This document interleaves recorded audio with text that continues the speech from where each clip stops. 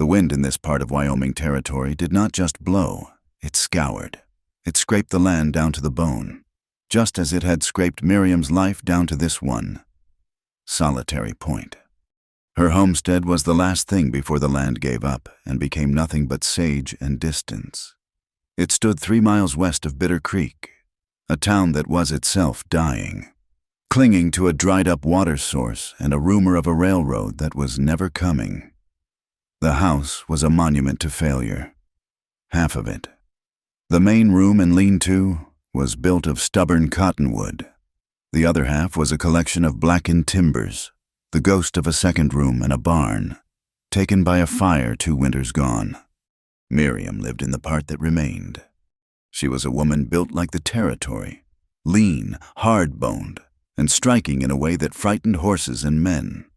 Her hair was the color of wheat dust, pulled back so tight it stretched the skin over her high cheeks. Her eyes were the color of a winter sky just before the sun drops, a pale, cold gray. She was 28, but the wind and the grief had carved lines around her eyes and mouth that belonged to a woman of 50. She was, to the folk of Bitter Creek, a pariah, a stain, the widow Calloway. Her husband, Jedediah Calloway, had died in that fire 2 winters back. Or maybe he had died of the cold just before it. Or maybe he had died of a bottle of rot-gut whiskey. The stories changed with the teller. When Miriam rode her gray mule into town for salt and flour, the town stopped. It was not a loud stopping. It was a cessation of sound. Hammers would pause on anvils. Women sweeping their boardwalks would still their brooms. Men leaning against the hitching posts outside the saloon would straighten up, just a little. Then the whispers. "There she is. Looks thin, hawkish. Thin is better than what Jed got. Heard she locked him out. In the blizzard, just locked the door and let the cold take him. I heard he was drunk, fell and hit his head, and she just watched, let the fire catch his clothes. She did worse. She said it. I know she did." Miriam heard them. She had been hearing them for 2 years. She kept her back straight, her chin up, and her eyes fixed on the door of Hatcher's General Mercantile. The men's attention was different. Their whispers were not about murder. They were about opportunity. They looked at her not as a woman, but as a vacancy. They saw the straight line of her spine, the swing of her hips in the worn denim trousers she wore under a man's coat, and the gray eyes that promised nothing soft. Their stares were heavy, physical things. They were leers that undressed her in the cold, assessing her like a stray mare that might be broken to a new saddle, or might kick a man's teeth out. Silas Croft, who had been Jed's drinking partner, tipped his hat one afternoon, blocking her path on the boardwalk. His teeth were yellow. "Ms. Calloway, it is a hard winter for a woman alone." Miriam stopped. She looked at his hand on his hat, then at his watery eyes. "It is a hard winter for everyone, Mr. Croft. A body could get cold, out there, all alone." She gave him the smile. It was not a real smile. It was a sharp, bitter pulling of her lips, a baring of teeth. It was the smile of a coyote that knows where the traps are laid. "I keep a good fire, sir." She stepped around him, leaving him standing there, his hat still in his hand, his face darkening. Inside the store, it was worse. Mrs. Davies and the preacher's wife, Mrs. Albright, were inspecting bolts of calico when Miriam entered, the bell jangling above the door. Their conversation froze. Mrs. Davies visibly pulled her skirt closer, as if Miriam's shadow might soil it. Mr. Hatcher, polishing the glass of his candy jar, sighed. "Ma'am." "Mr. Hatcher, I need 10 pounds of flour, 2 of salt, and a box of cartridges. 30-30. "Hunting?" he asked, his voice hollow. "Surviving," Miriam replied. She paid not with coin, which she rarely had, but with 3 thick rabbit pelts and a gray fox she had trapped and skinned herself. The pelts were perfect. Her work was always clean. Hatcher inspected them, grunted, and pushed her supplies across the counter. She did not rush. She packed her saddlebags slowly, deliberately, forcing them to endure her presence. She met Mrs. Davies's stare until the woman flushed and turned back to the calico. Then she walked out, mounted her mule, and rode back into the vast, empty silence that was her only companion. Her life was a rhythm of hard necessities. She did not weep. Weeping was a luxury, like sugar or coffee, and she had run out of both long ago. Pride was what she had left, stubborn, raw-boned pride. It was pride that made her rise before the sun, breaking the ice in the wash basin to splash the frigid water on her face. It was pride that made her sweep the packed earth floor of her cabin every single day. It was pride that sent her into the low hills with Jed's old rifle, her eyes scanning for the flick of a rabbit's ear or the rust-colored flash of a fox. She was a dead shot. She had to be. Missing a shot meant a cold supper and a gnawing stomach. It was pride that made her climb onto the sagging roof of the cabin with a handful of bent nails and a sheet of tin she had hammered flat from an old can. The wind tore at her patches. The snow and the rain always found a new way in. But she climbed up, teeth gritted against the cold, and hammered the patch into place. She knew the plants. She gathered yarrow to pack wounds, willow bark to chew for fevers, and bitter root to boil when the meat ran out. Her hands were scarred, the nails broken, the skin cracked and stained with dirt and plant juice. She was alone, utterly. The cabin was silent, save for the wind and the scrape of her knife on a skinning board. Sometimes she would talk to the mule. "Well, Samson," she would say, her voice rough from disuse. "Another day done." And she would stand at her one window, not glass, but oiled paper that rattled in the wind, and look out at the miles of nothing. She was surviving. It was a victory she claimed every night, a bitter, lonely thing. One afternoon, the sky turned the color of a fresh bruise. The wind, which had been a constant whine, dropped into a low, threatening growl. A storm was coming. A bad one. She had spent the morning securing the mule in the half-burnt lean-to that served as a stable, stacking her last cords of wood against the cabin wall. She was inside, stoking the fire in the small cast-iron stove, when she heard it. It was not the wind. It was a sound of panic, a horse's scream, thin and high, ripped apart by the wind. Miriam's hand went to the rifle she kept resting against the wall. She moved to the door, her heart a cold knot in her chest. Visitors were never good. They were either drunk townsmen looking for sport, or they were trouble. She cracked the door. The wind tore it from her grip, slamming it open against the wall. And she saw it. A horse, a fine bay gelding, was stumbling in her yard. It was lathered, its sides heaving, its eyes were white with terror. The saddle was empty, and the horse's flank, and the saddle, and the reins were dark and sticky with blood. Not just a little, a lot. The horse tried to move toward the lean-to, drawn by the scent of the mule, and then its legs buckled. It fell onto its side in the gathering snow, its breathing a wet, ragged whistle. Miriam stared, the rifle heavy in her hands. A riderless horse, lathered in blood, meant only one thing: violence. And it meant a man was out there, somewhere close, hurt or dead. She scanned the gray line of the hills. Nothing, just the wind and the first hard flakes of snow beginning to drive sideways. She pulled the heavy door shut and slid the thick wooden bar into place. It was not her business. The world had made it clear that her business was her own, and theirs was theirs. A man out there was a man who brought trouble. Jed had brought trouble. All men brought trouble. She went back to the stove. She put a pot of water on to boil. For tea, for willow bark.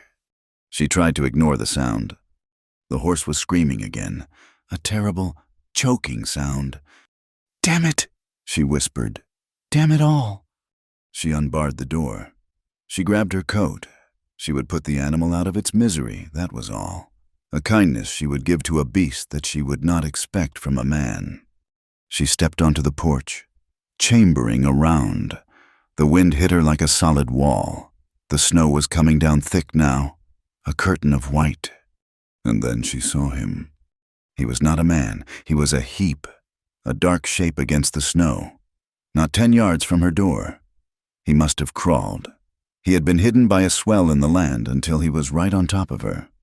He was a cowboy, judging by the ruins of his clothes. A canvas jacket, dark denim, and high boots.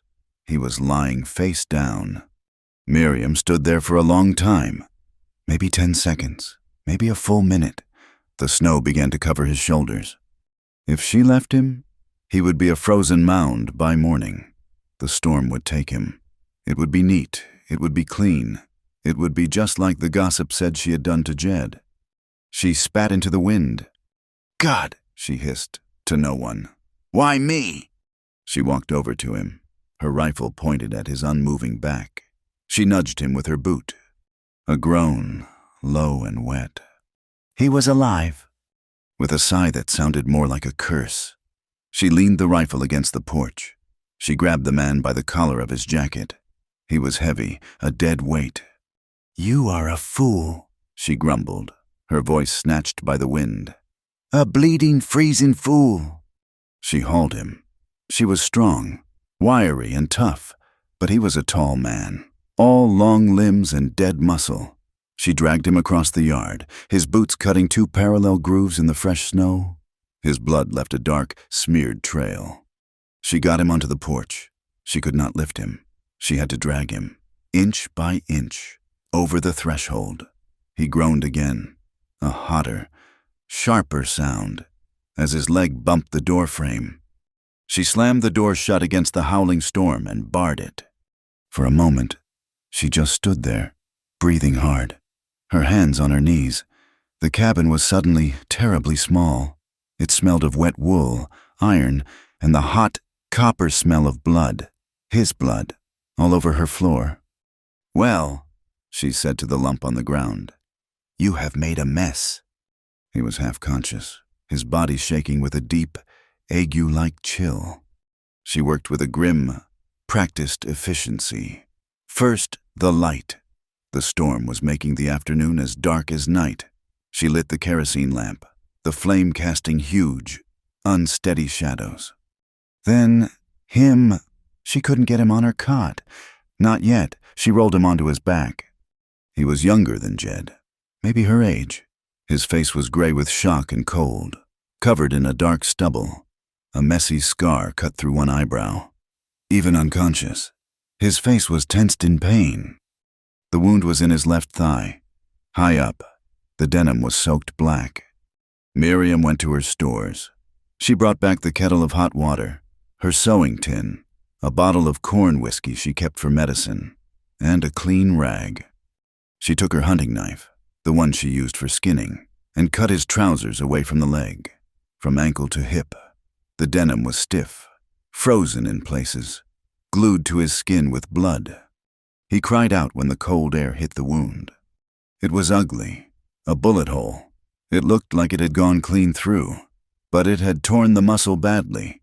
It was bleeding sluggishly, the cold having slowed it. "This is going to hurt," she muttered, mostly to herself.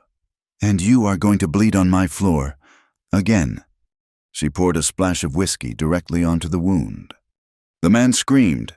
It was not a yell, but a sharp, high-pitched intake of breath that turned into a raw, choking sound.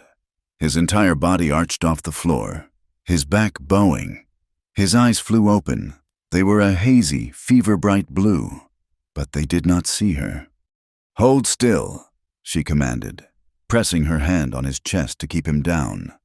"Hold still, you fool, or you will bleed out right here." He fell back, unconscious again, or perhaps just fainted from the pain. His skin was burning.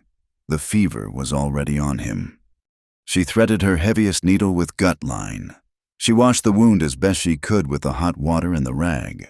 Then, her lips set in a thin, hard line, she began to sew. It was like sewing thick leather. Her hands, usually so steady, trembled just a little. This was not a rabbit. This was a man. His flesh puckered and pulled. He groaned with every pass of the needle, a low, animal sound deep in his chest. His heat was radiating through her hands. It was an intimate, terrible thing. "You best not die," she grumbled, pulling a stitch tight. "I am wasting good thread on you." She finished. The stitches were crude, but they were tight. The bleeding had stopped. She bandaged the wound with a strip torn from one of her few good linen sheets.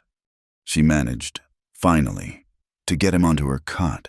She stripped his wet clothes off him, the jacket, the shirt, the other boot, with a practical, impersonal roughness. She saw the old, faded scars on his torso, a long white line down his ribs, a pucker on his shoulder. This was not his first brush with violence. She covered him with her thickest quilt. He was shaking, his teeth chattering, even as his skin burned. She sat back on her heels, exhausted. The storm was a solid roar outside. The cabin was warm, but it felt invaded. Her eyes went to his discarded belongings, piled near the door. The canvas jacket, the soaked saddlebags. Curiosity was a dangerous thing, but practicality was a necessity. She needed to know who she had just sewn up. She needed to know what kind of trouble was now sleeping in her bed. She went through his things. His pockets were empty. The saddlebags were heavy. She pulled them open. No money, not a single coin. There was a canvas pouch with a handful of .44 cartridges, a whetstone, a length of rope, a small, tin-type photograph of a woman and two small children, faded and bent at the corners. His family, lost, most likely. People did not come to Wyoming with their families intact. Then, two things. The first was a heavy, silver pocket watch. The glass was shattered. The hands were stopped at 310. She turned it over. There was no inscription. It was just a good, solid watch, now broken. The second thing was at the bottom of the bag. A Bible, small, bound in black leather. The cover worn smooth and soft at the edges. It was not his. The name on the flyleaf was Thomas. But the pages were marked, and a single passage in Psalms was underlined in faint pencil.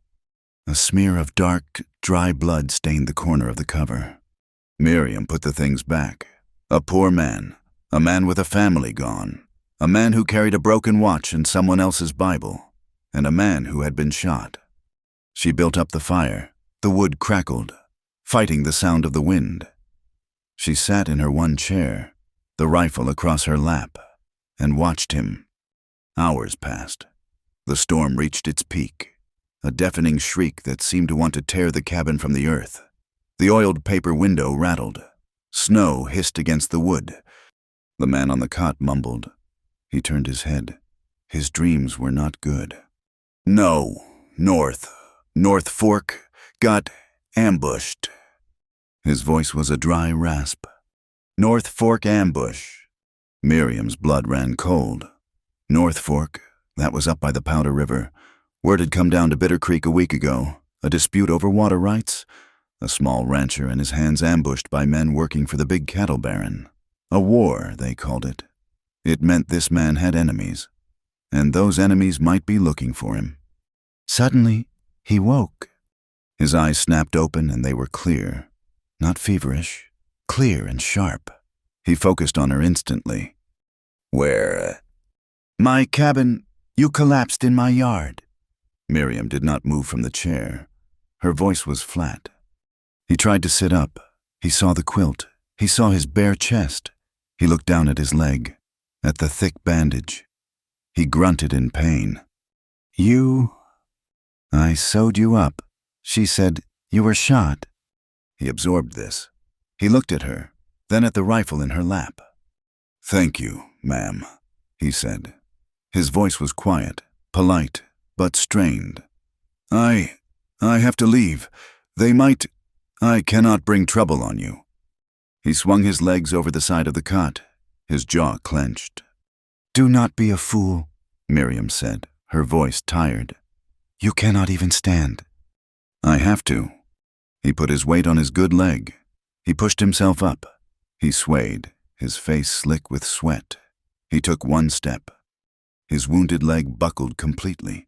He gasped, a sharp, ragged sound, and collapsed, catching himself on his hands and knees on the floor. He stayed there, his head hanging, breathing hard. Miriam watched him, the strong, capable cowboy, now a half-naked, wounded animal on her floor. "I told you," she said. He did not answer. He just breathed. She stood up, leaning the rifle by the door. She went to the cot, ripped the quilt off it, and threw it at him. It landed on his back. "You can sleep there," she said. "It is warmer by the fire." He looked up at her. His eyes were filled with a mixture of pain, humiliation, and a deep, bone-weary exhaustion. "Ma'am." "Do not talk," she said. "Save your strength. You will need it to heal." She went to the door. She looked out the small crack, out at the world. It was gone. There was no yard. There was no hill. There was only a solid, churning wall of white. The snow was already 3 feet deep and rising. The wind howled like a legion of ghosts. Even if he were healthy, he could not ride 5 feet in this. The horse out in the yard was surely dead by now, buried. Miriam sighed. It was a long, slow exhale, the sound of a trap springing. She shut the door. She slid the heavy wooden bar into its iron brackets. The thud was final. The cowboy, Eli, had crawled back under the quilt near the fire, his teeth chattering again from the fever and the exertion. Miriam went back to her chair. She sat down. They were trapped, both of them. Trapped by the storm, trapped by the bullet, trapped by the past. She picked up the rifle again and settled in to wait. Outside, the wind howled and the snow fell hard. The first 3 days were a blur of fever and blizzard. The world shrank to the 4 walls of the cabin, and then shrank further, to the sounds of the man's breathing and the shriek of the wind. The storm was a living thing. It clawed at the roof, shoved against the door, and screamed down the chimney pipe, filling the room with a smell of cold soot. Miriam kept the fire in the stove roaring, feeding it precious wood from her dwindling pile. The heat was a small, fragile bubble in an ocean of lethal cold. His name was Eli. He had told her in a moment of gasping lucidity, his eyes wide and burning. Eli Rowe. He was very sick. The wound, despite her crude stitching and the whiskey cleanse, was hot and angry. The fever took him, plunged him deep. He thrashed on the cot, his long limbs tangling in her one good quilt. He muttered of things she could not understand. North Fork was a constant, a ragged plea. But other words came, too. "Thomas, run! The water! God, the water!" Miriam worked. She did not comfort. She survived. She left her chair only to tend to him or the fire. She slept sitting up, the rifle across her lap, her head nodding against her chest, waking at every groan he made. She tore up another sheet, her last, for bandages. She boiled snow water and herbs, forcing the bitter tea between his cracked lips. He would choke, turn his head, but she was relentless. She would pinch his nose, and when his mouth opened to breathe, she would pour a spoonful in. "Drink," she commanded the unconscious man. "You will not die in here. I will not have it." She cleaned the wound. She had to do it twice a day. She would unwrap the bandage, her stomach tightening at the angry, puckered flesh. She washed it with boiled salt water, her touch rough and impersonal. He would groan, a deep, animal sound, and his body would tense, but he was too far under to fight her. She was exhausted. Her arms ached from hauling wood. Her eyes burned from smoke and lack of sleep. But there was a stubborn set to her jaw. The town, the past, the world. They had all tried to break her. This fever, this man. They would not break her either. On the 4th morning, the wind finally dropped from a shriek to a low, keening moan. The cabin was strangely quiet, and the man was quiet. Miriam woke with a jolt, her hand tightening on the rifle. The silence was wrong. He was not groaning. He was not breathing. She was at the cot in 2 strides. She put her hand on his chest. He was still. "No," she whispered, a hiss of pure frustration. "No, you do not." She pressed her ear to his chest, the smell of his sweat and fever sharp in her nose. A beat, faint, another. He was alive. He was just sleeping. She pulled back and saw his eyes. They were open, not wide and burning, but slitted, and they were clear. The fever-bright blue had cooled to a deep, washed-out gray blue, the color of a creek in shadow. He was looking at her. "Ma'am," he whispered. His voice was a dry scrape. Miriam straightened up, pulling her defenses around her like a coat. "You are awake." "Water." She got him water, lifting his head with one hand. He drank greedily, water spilling down his chin. He coughed. "Thank you," he breathed, falling back. "The fever broke," she said, stating a fact. She went to the stove and stirred the pot, a thin broth made from the last of a rabbit. He was quiet, but his eyes followed her. They tracked her every move as she ladled the broth into a bowl, as she walked back to him, as she stood looking down at him. "You will need to sit," she said. He tried. He pushed himself up on his elbows, and the effort left him shaking, his face pale and slick. She did not offer to help. She waited. He gritted his teeth, his jaw tightening, and managed to prop himself against the wall. She handed him the bowl. His hands shook so badly he could not hold the spoon. A long, tense silence filled the room. There was only the sound of the wind, the click of the spoon against the bowl as he tried to steady it. "Damn it," he whispered, a sound of pure humiliation. Miriam sighed, a sharp, impatient sound. She took the bowl from him. "You are weak as a kitten." She sat on the edge of the cot. "Open your mouth." He stared at her, his pride warring with his weakness. "I have spent 4 days keeping you alive. Cowboy, do not be a fool now." He opened his mouth. She fed him, spoonful by spoonful. It was a strange, terrible intimacy. She was not gentle. She was efficient, but she was close. She could smell the salt and sickness on him. He could see the fine lines at the corners of her gray eyes, the chapped skin of her lips. When the bowl was empty, she stood up abruptly. "I am grateful, ma'am," he said. "Gratitude will not patch my roof," she replied, turning her back. "Rest. You are no good to me like this." The days that followed settled into a new, tense rhythm. The storm did not break. It paused, gathered its strength, and returned. The snow piled in monstrous drifts against the cabin, burying the window, plunging the room into a perpetual twilight, lit only by the lamp and the stove. Eli healed. Slowly. The color returned to his face. The strength returned to his limbs. He could sit up on his own.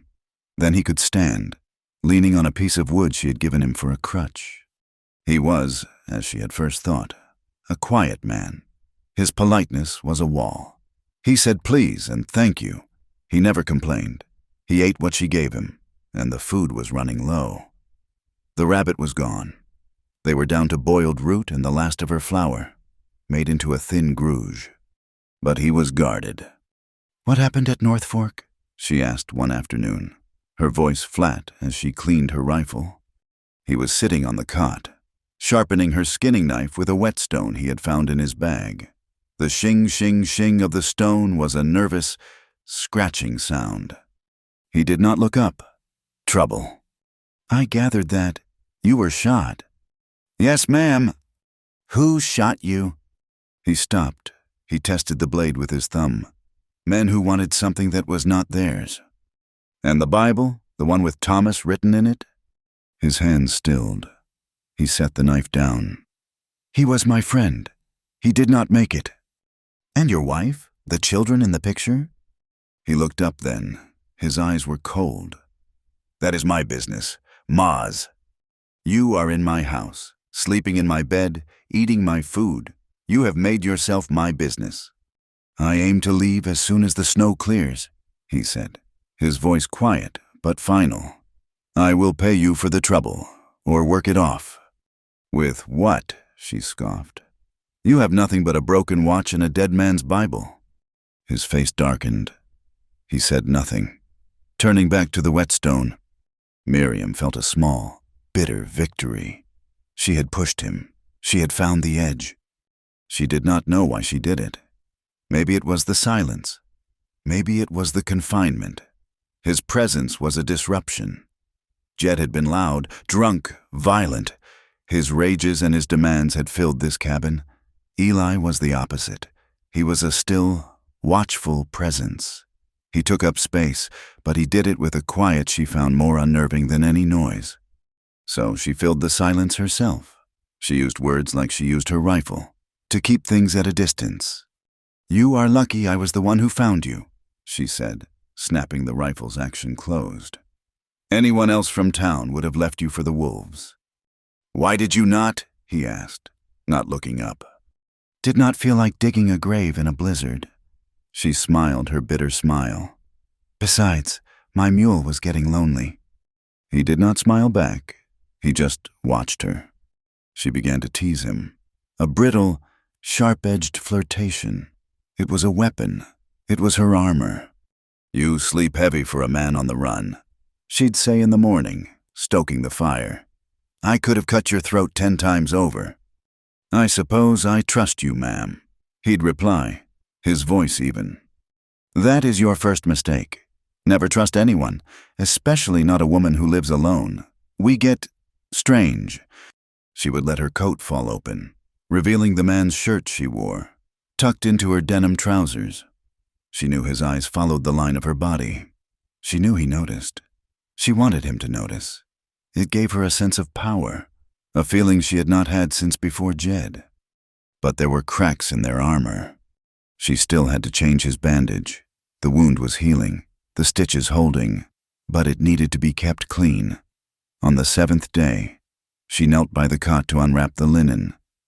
"I can do it," he said, reaching for the bandage. "You cannot. You will tear the stitches." She pushed his hand away. Her fingers brushed the skin of his thigh, just above the wound. It was warm, solid, alive. Her hand trembled. It was just a tremor, a tiny, involuntary flicker of her fingers. But in the quiet cabin, it was as loud as a gunshot. She froze. He froze. He saw it. His eyes lifted from her hand to her face. He saw the sudden vulnerability, the crack in her sharp facade. She snatched her hand back as if burned. "Hold still!" she snapped, her voice too harsh. She finished the work with a jerky, angry movements. Her face turned away from him. He did not speak, but he had seen. And she saw him. His nightmares were bad. He did not just mumble, he fought. He would cry out, a sharp, choked, "No!" or "Thomas, behind you!" One night, she woke to him thrashing, his arms flailing, his eyes wide open but seeing nothing. He was strangling the quilt. "Eli," she said. He did not hear. "Eli," she said, louder, crossing the room. She grabbed his shoulders and shook him. "Wake up! You are here! You are safe!" He snapped awake. He grabbed her wrists, his grip like iron. He was panting, his eyes wild. He stared at her, uncomprehending. "Where?" "You are in my cabin. You were dreaming." He let go of her wrists, the strength going out of him. He scrubbed his face with his hands. "I am sorry. I am sorry." "Do not be sorry," she said, her voice flat. She went back to her chair. "Just be quiet." She sat in the dark, watching him. He did not go back to sleep. He sat with his head in his hands. His shoulders slumped. She saw the shape of his grief. It was a familiar thing. A different cut, but the same wound. The tension in the cabin grew thick, like the snow outside. It was in the shared meals, eaten in silence. It was in the scrape of her spoon, the tap of his crutch. It was in the long moments when she would be mending a stocking and, looking up, would find him watching her. He would not look away. He would just hold her gaze, his expression unreadable, until she flushed and looked back at her work, her fingers fumbling with the needle. The space was too small. They breathed the same air.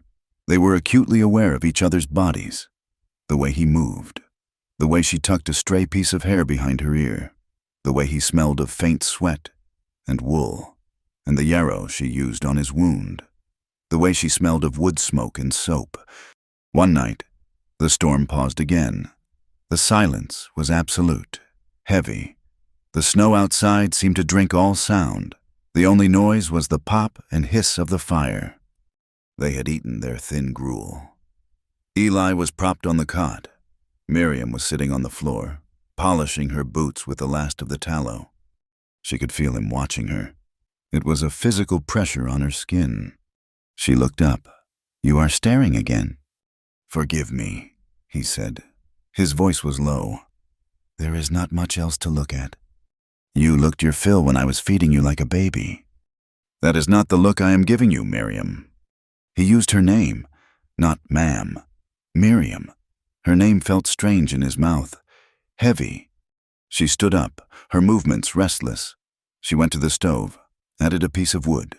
She turned, her back to the fire, warming her hands behind her back. The firelight threw her shadow long and dark across the floor, all the way to his cot. "You should be careful. Eli Rowe," she said, her voice soft, dangerous. "Careful of what?" "Of me." She met his gaze. The cabin was hot. "The townsfolk, they say I am a witch, that I let my husband freeze, that I am a—" She could not say the word. "They say I am ruined." "I do not listen to gossip." He said, "Maybe you should." She took a step closer, and then another. She stopped just out of his reach. "It has been 2 years, 2 winters. That is a long time to be alone." She held up her hands, looking at them in the firelight. They were scarred, chapped, but they were steady now. "My hands," she warned, her voice dropping to a husky whisper. "They wander when I'm lonely." He did not move. He did not pull away. He did not break her gaze. His blue-gray eyes were steady, watching her, taking in her words. He just waited. His stillness was a challenge. Her warning had not scared him. He was not recoiling. She felt the familiar, cold panic rising, the humiliation of being seen, of being vulnerable.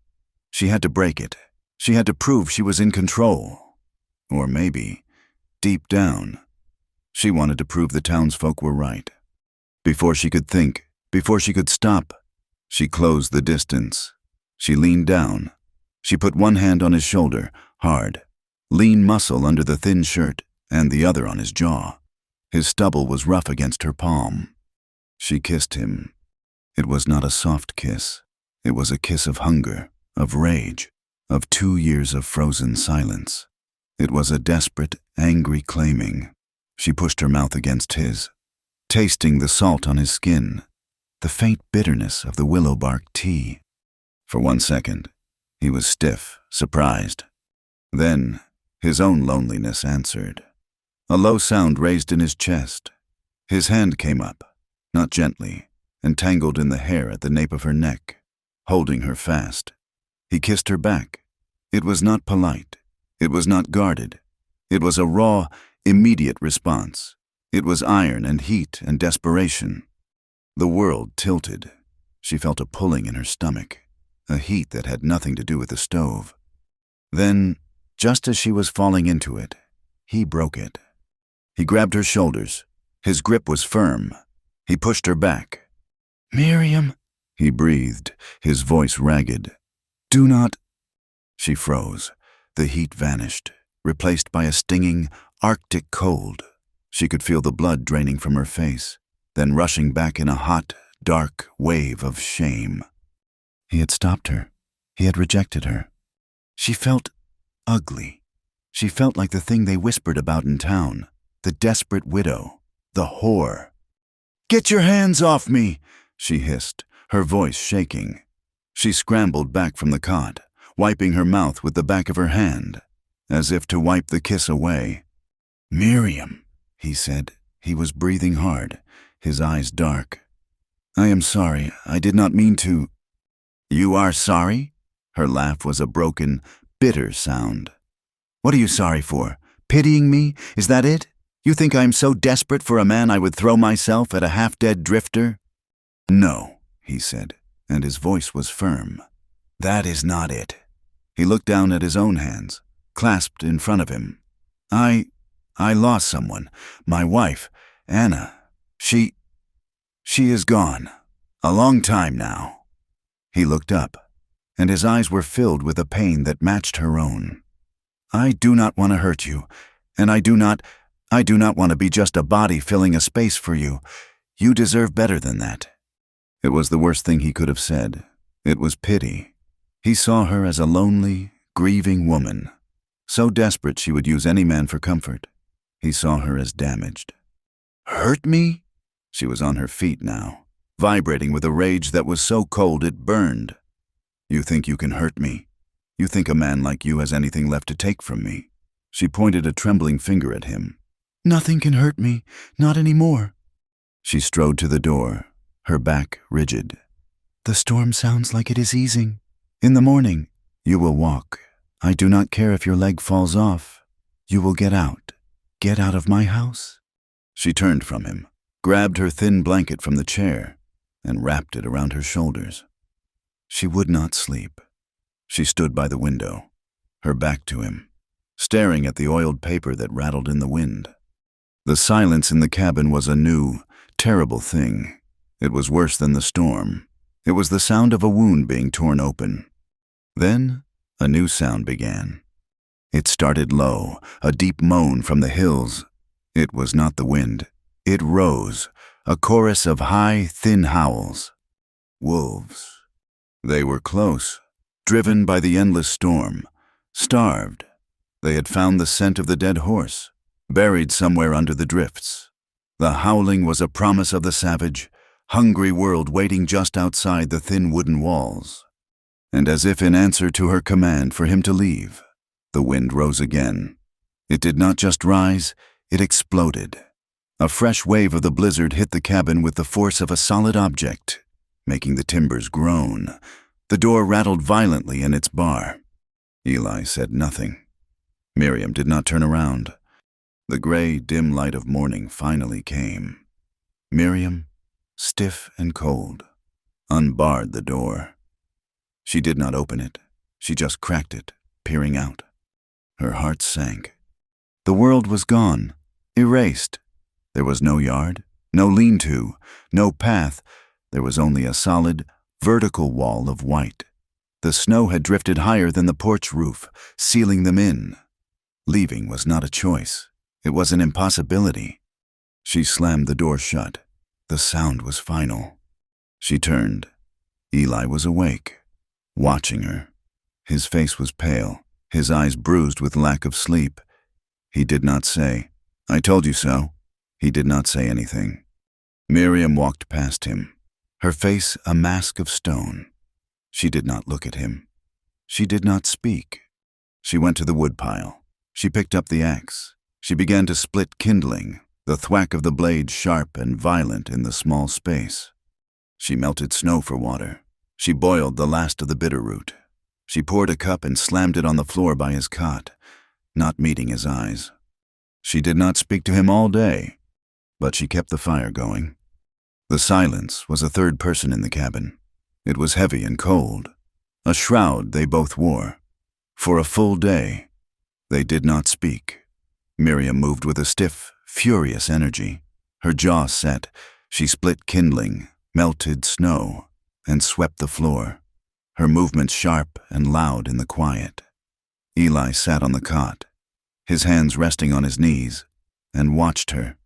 He did not apologize again. He just waited. The fire in the stove was the only voice. Miriam kept it fed. It was a concession. It said, "I am angry, but I will not let you freeze." He, in turn, accepted the bitter broth she offered, a silent acknowledgement of her care.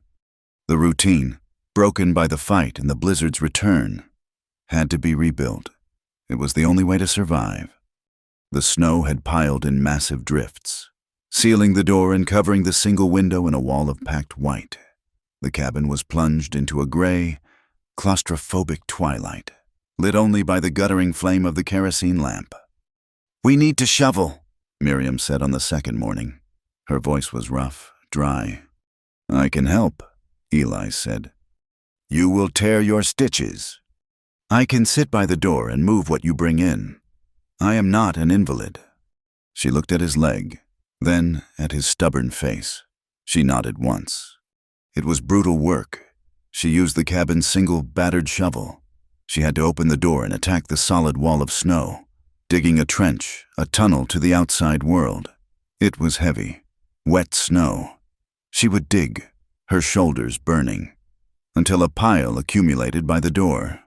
Then Eli, sitting on the threshold, would use his hands and a stew pot to drag the snow inside, piling it near the stove where it would melt and make the floor a muddy mess. They worked for hours. He saw the sweat on her brow, the raw determination in the line of her back.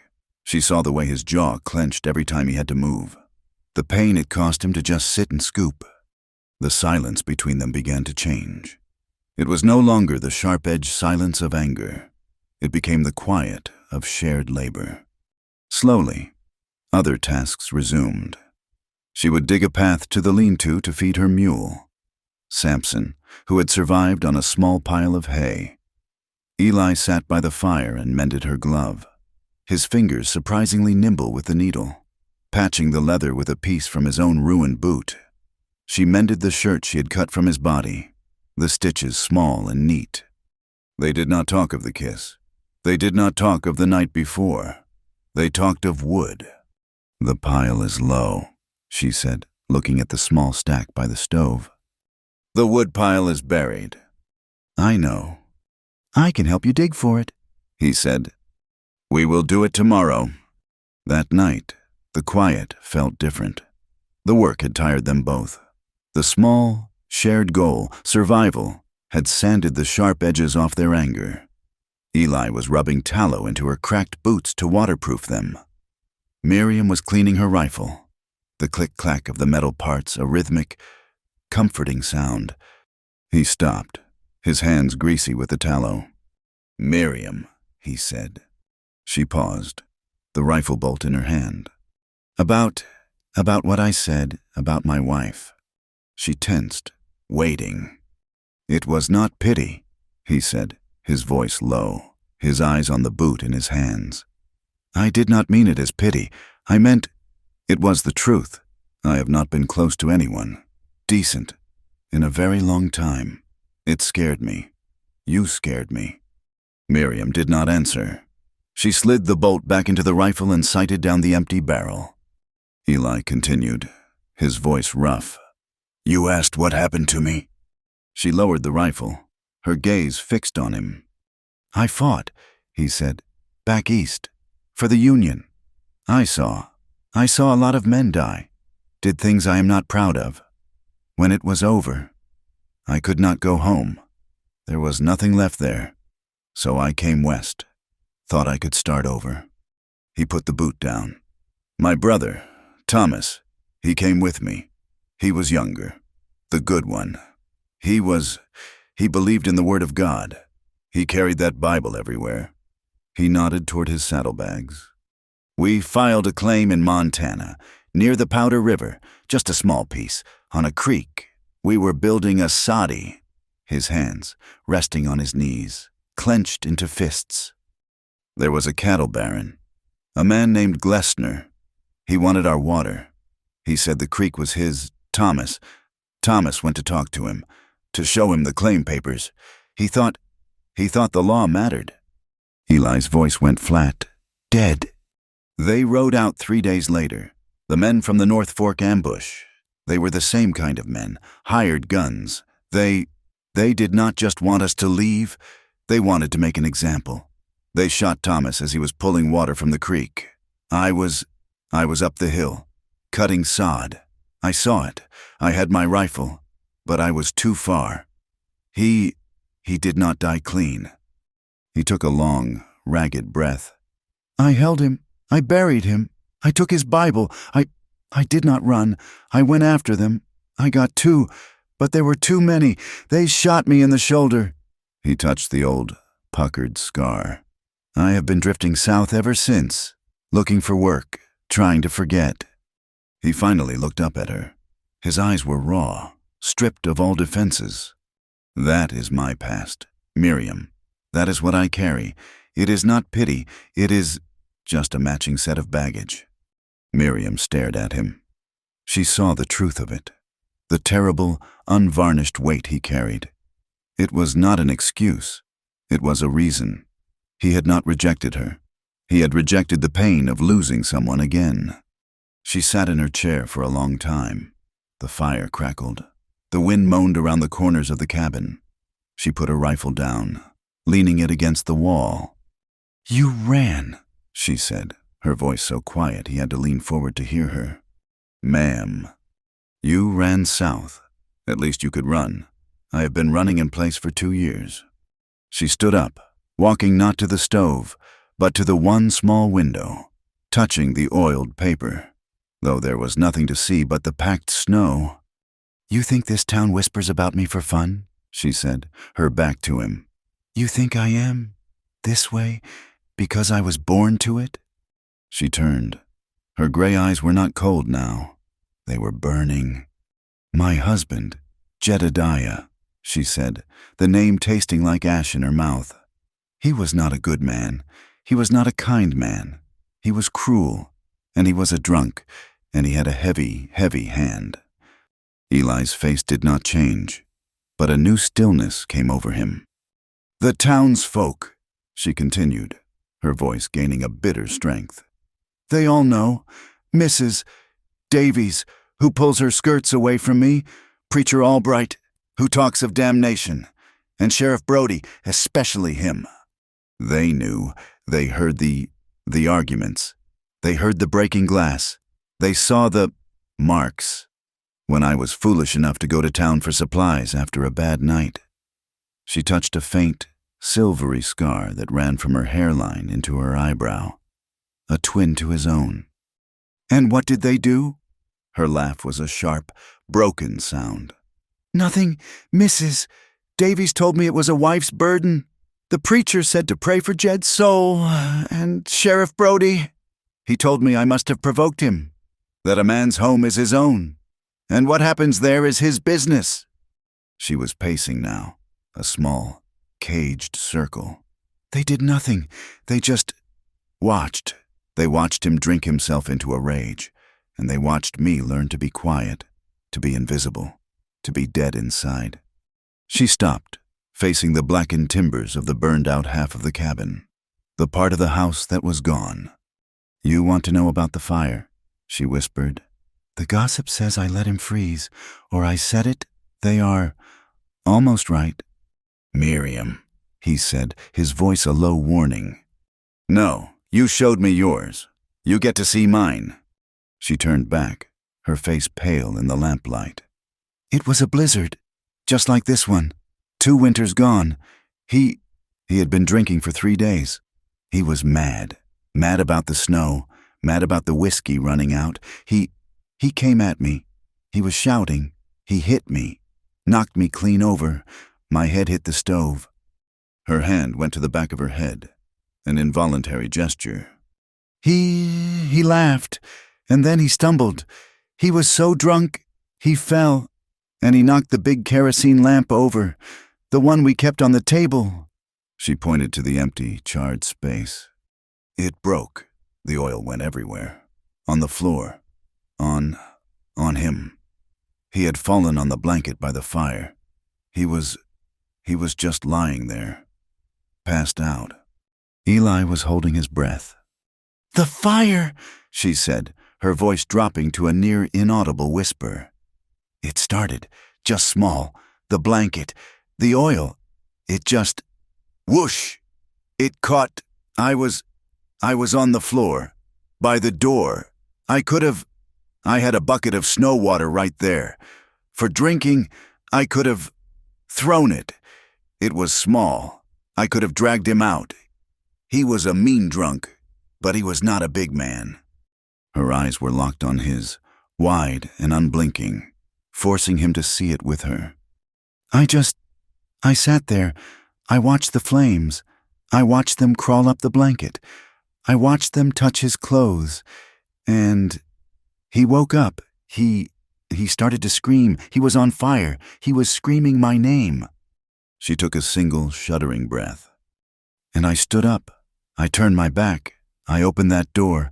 I walked out into the snow. I did not even take a coat. I walked out, and I let it burn. I let him burn. I listened to him scream until he stopped, and I just stood there in the snow, and I was glad. The cabin was utterly silent. I did not set the fire, she whispered, but I did not put it out. I am the thing they say I am. I am a killer. The dam broke. It was not a flood. It was a single, terrible crack. Her face crumpled. A dry, ragged sob tore from her chest, a sound of such profound, stored-up agony that it made Eli flinch. She did not weep. She just broke. Her body began to shake, violent, uncontrollable tremors. She wrapped her arms around herself, as if to hold her own pieces together. Eli was moving. He did not use the crutch. He pushed himself off the cot, his bad leg taking his weight. He gritted his teeth, a sharp gasp of pain. But he did not stop. He limped the few steps to where she stood shaking, a terrible, solitary statue of grief. He did not speak. He did not offer words of comfort or judgment or forgiveness. He could not. He just reached out his good arm and put it around her shoulders. He pulled her against his side. He was warm, solid. He just held her. He stood there, his own legs screaming in protest, and absorbed the violent shaking of her body. He held her as she choked on 2 years of guilt and rage and silence. He was the first human being to touch her with kindness since Jed had died, and he just held her. Hours passed. The fire burned low. Miriam's sobs had quieted, leaving her exhausted, empty.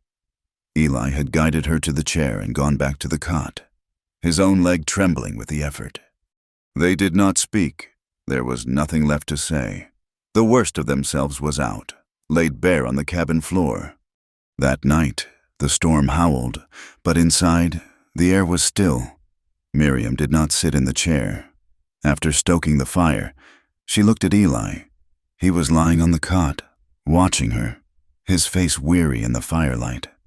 He did not say anything. He just lifted the edge of the quilt. It was not a demand. It was an offer of warmth, of presence. She hesitated for a long time.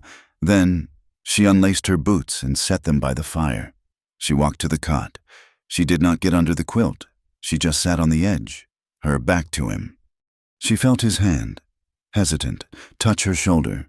She did not flinch. His fingers were calloused but gentle. He traced the line of her spine through her thin shirt. "Miriam," he whispered. She turned. Their touch was hesitant. It was not the angry, hungry kiss of before. It was something else. Slow. He touched her face, his thumb tracing the scar by her eye. She put her hand on his chest, feeling the steady beat of his heart. They moved under the quilt, huddling together for warmth. It was too cold to undress. It was not about that. It was about not being alone. It was a slow, intimate exploration, a quiet mapping of scars.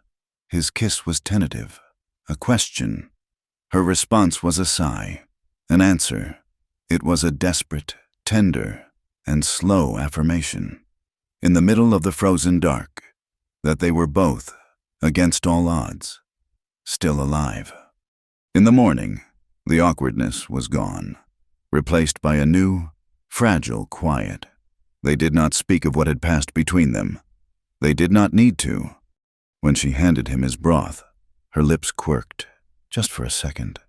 At the corner, it was not her bitter smile.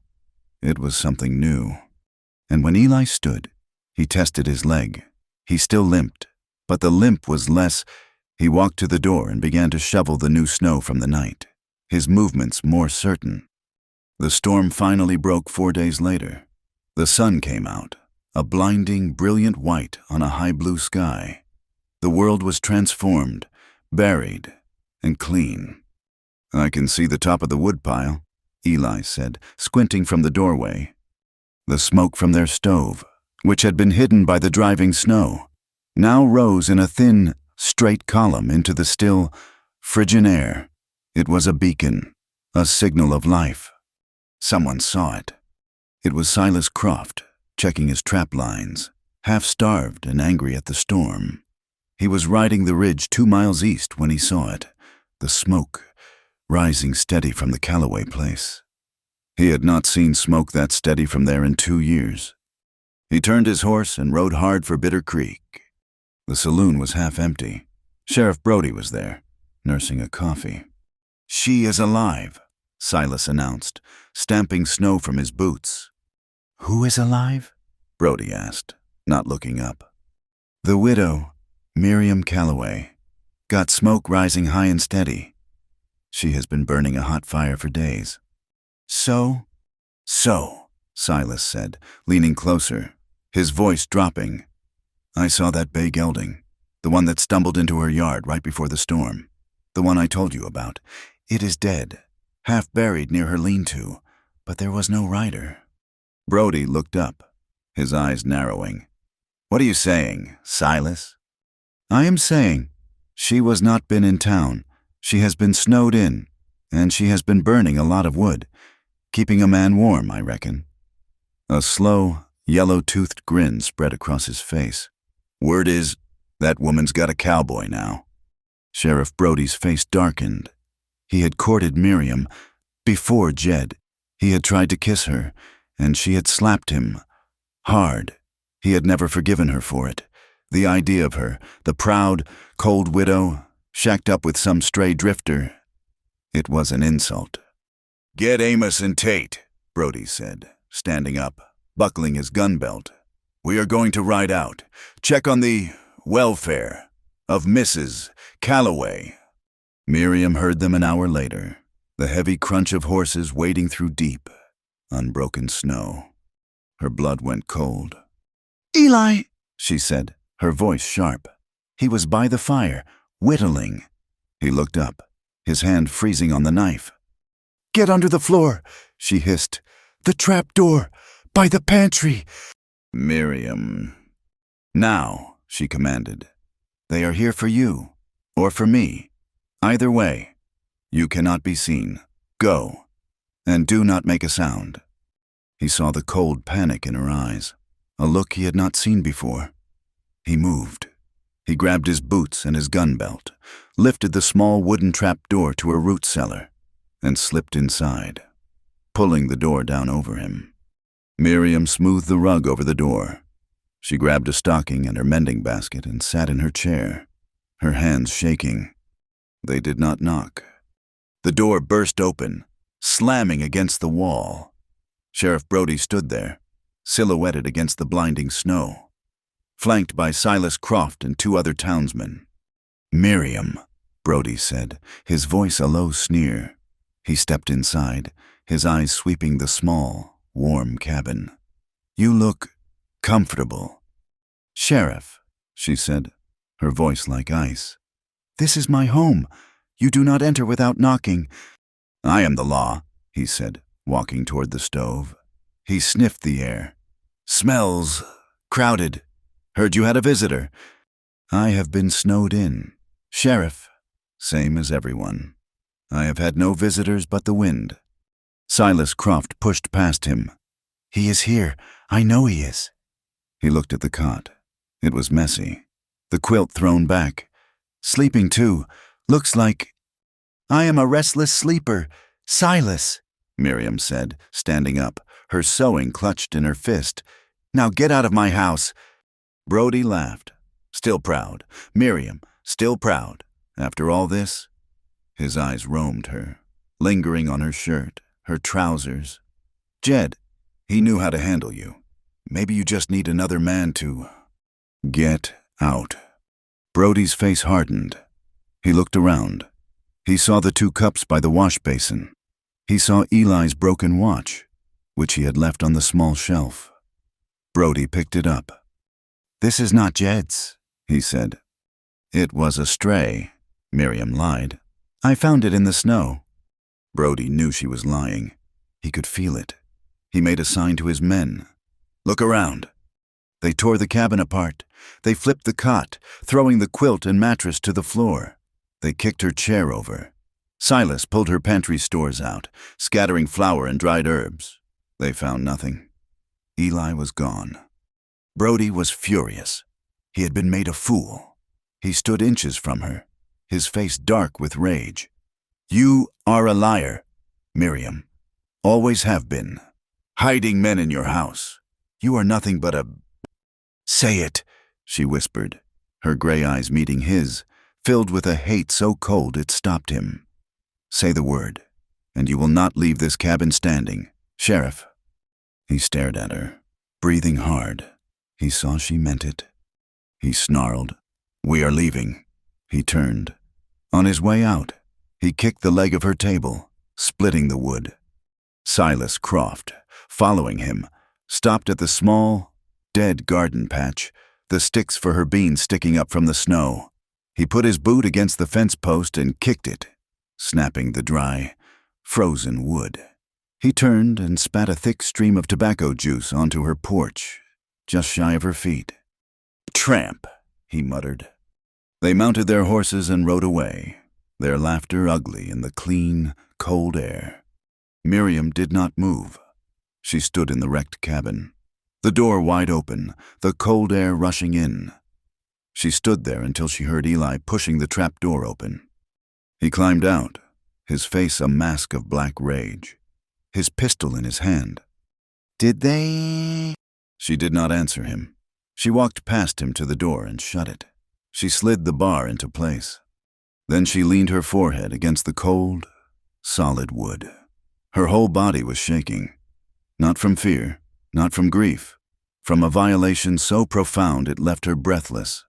They had brought the town's filth into her home. They had put their hands on her things. They were trapped, not by the snow anymore, by the town. The days that followed Brody's visit were the worst. They cleaned up the cabin in a raw, furious silence. They set the table upright, but the split leg was a constant, visible reminder. They salvaged what flour they could from the floor, but it was mixed with dirt and scattered herbs, and there was precious little of it. The pantry was a ruin. The sense of violation was a physical grit in the air.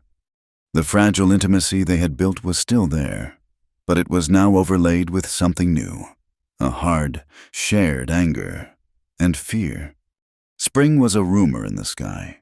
The sun had a different angle, a brighter, harsher light that reflected off the endless snow. But it held no warmth. The snow itself was old.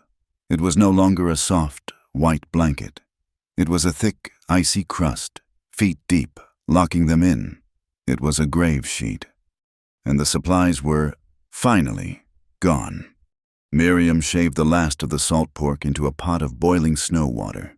It made a thin, greasy broth that tasted of salt and desperation. There was no more flour. The rabbit snares she set came up empty. The animals were either gone or too smart. The bitter root was gone. There was only this, and the last of the willow bark tea. The hunger was a constant, dull ache. It shortened their tempers. The cabin, once a shelter, was now a cage, and the bars were closing in. Eli's limp was better. He could walk without the crutch, though he favored the leg. He chopped the last of the wood from the buried wood pile, his movement strong, but his face was thin. The scar on his brow seemed darker. He stood by the window, staring at the gray light on the snow. "There is nothing left, Miriam," he said, his voice quiet. "I will find something," she replied, her voice sharp. She was scrubbing the pot with a handful of rough grass. I have survived on less. You have survived. You have not lived, and you are surviving for one. I am eating your share. I do not begrudge you the food. I know. He turned to face her. That is what makes it worse. I cannot sit here and watch you starve on my account. Brody will be back. We both know it. He will not let it lie. Miriam stopped scrubbing. Her knuckles were white. Let him come.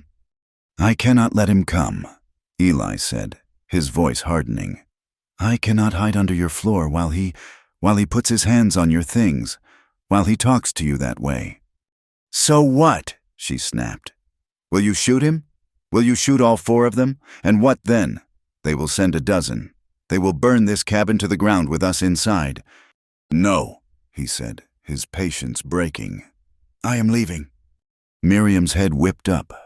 The pot clattered into the wash basin.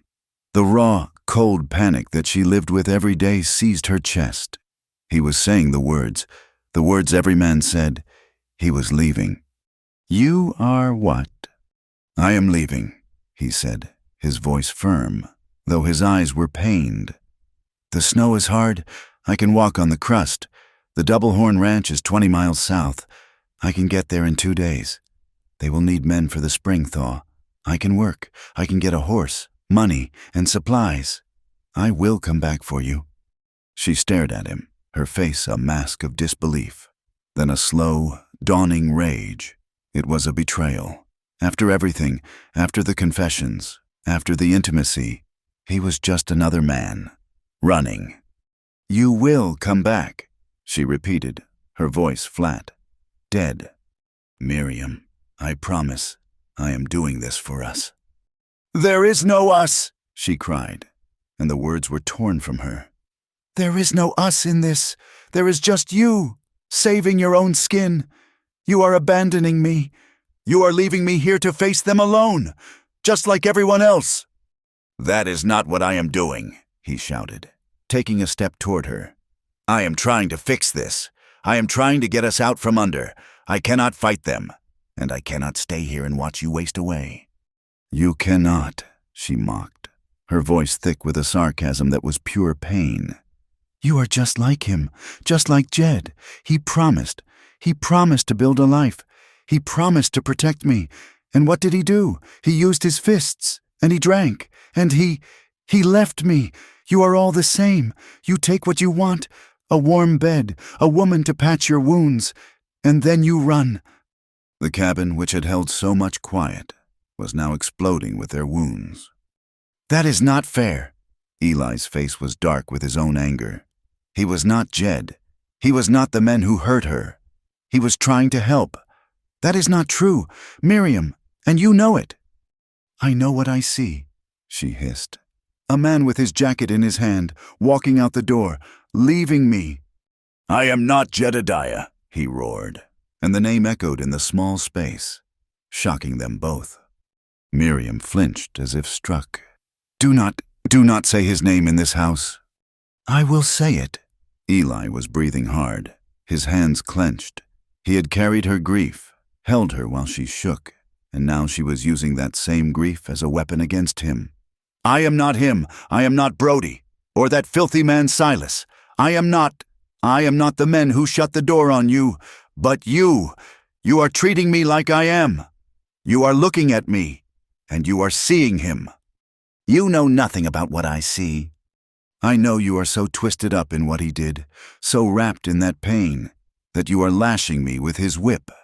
You cannot keep punishing me, punishing everyone, for one man's sins.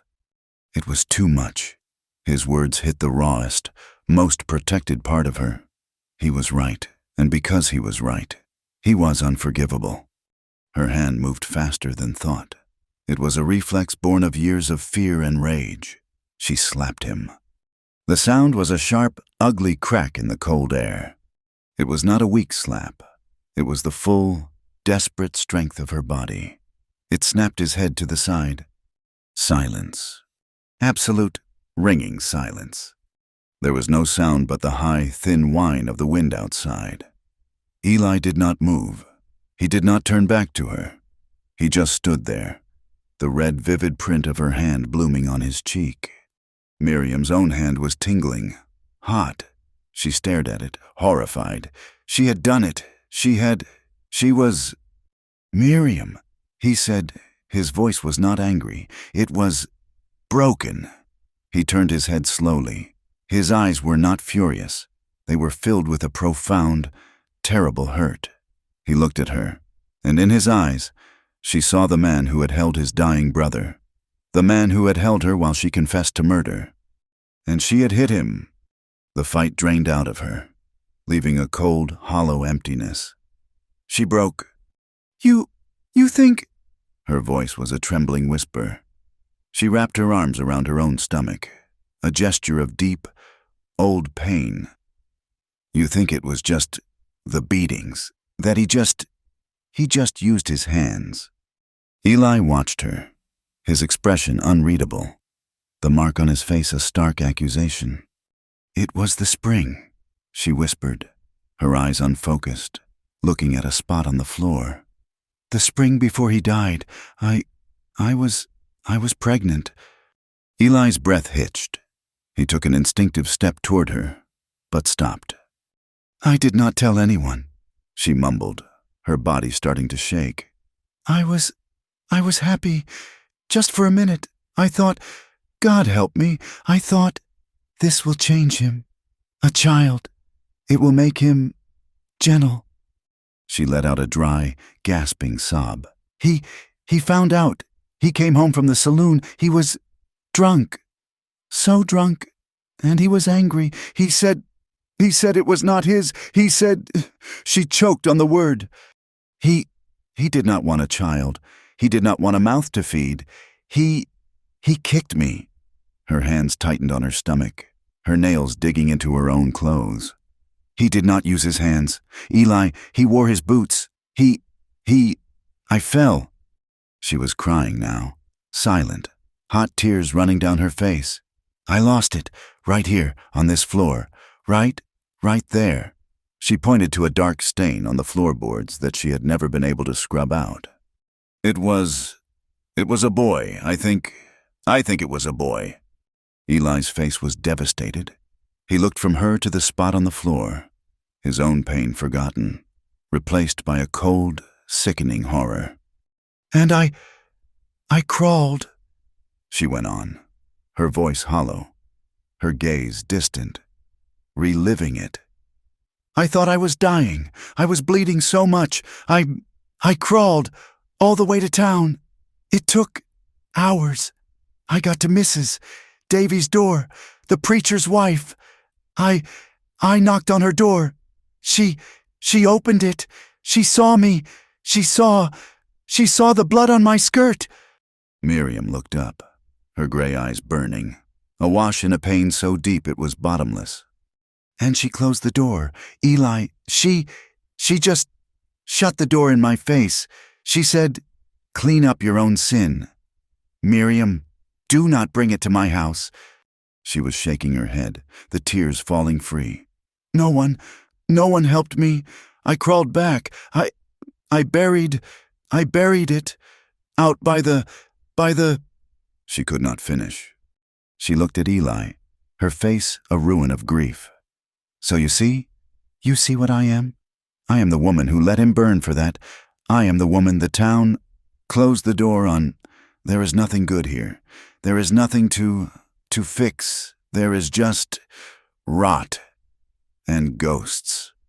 She wiped her face with a shaking hand. Please, go. He was right. You are right. I am punishing you. Go, just go. Leave me, please. He stared at her. There were no words. I am sorry was a meaningless sound. He could not touch her. He could not fix this. The horror of it was too big. It was not just Jed.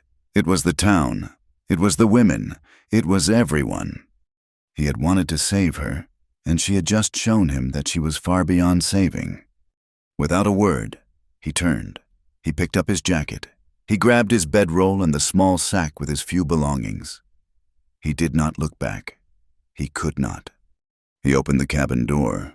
The bright, cold air flooded the room. And then he was gone. The thud of the door closing was the sound of the world ending. Miriam slid down the wall until she was sitting on the floor, her knees drawn to her chest. She did not cry. She had no tears left.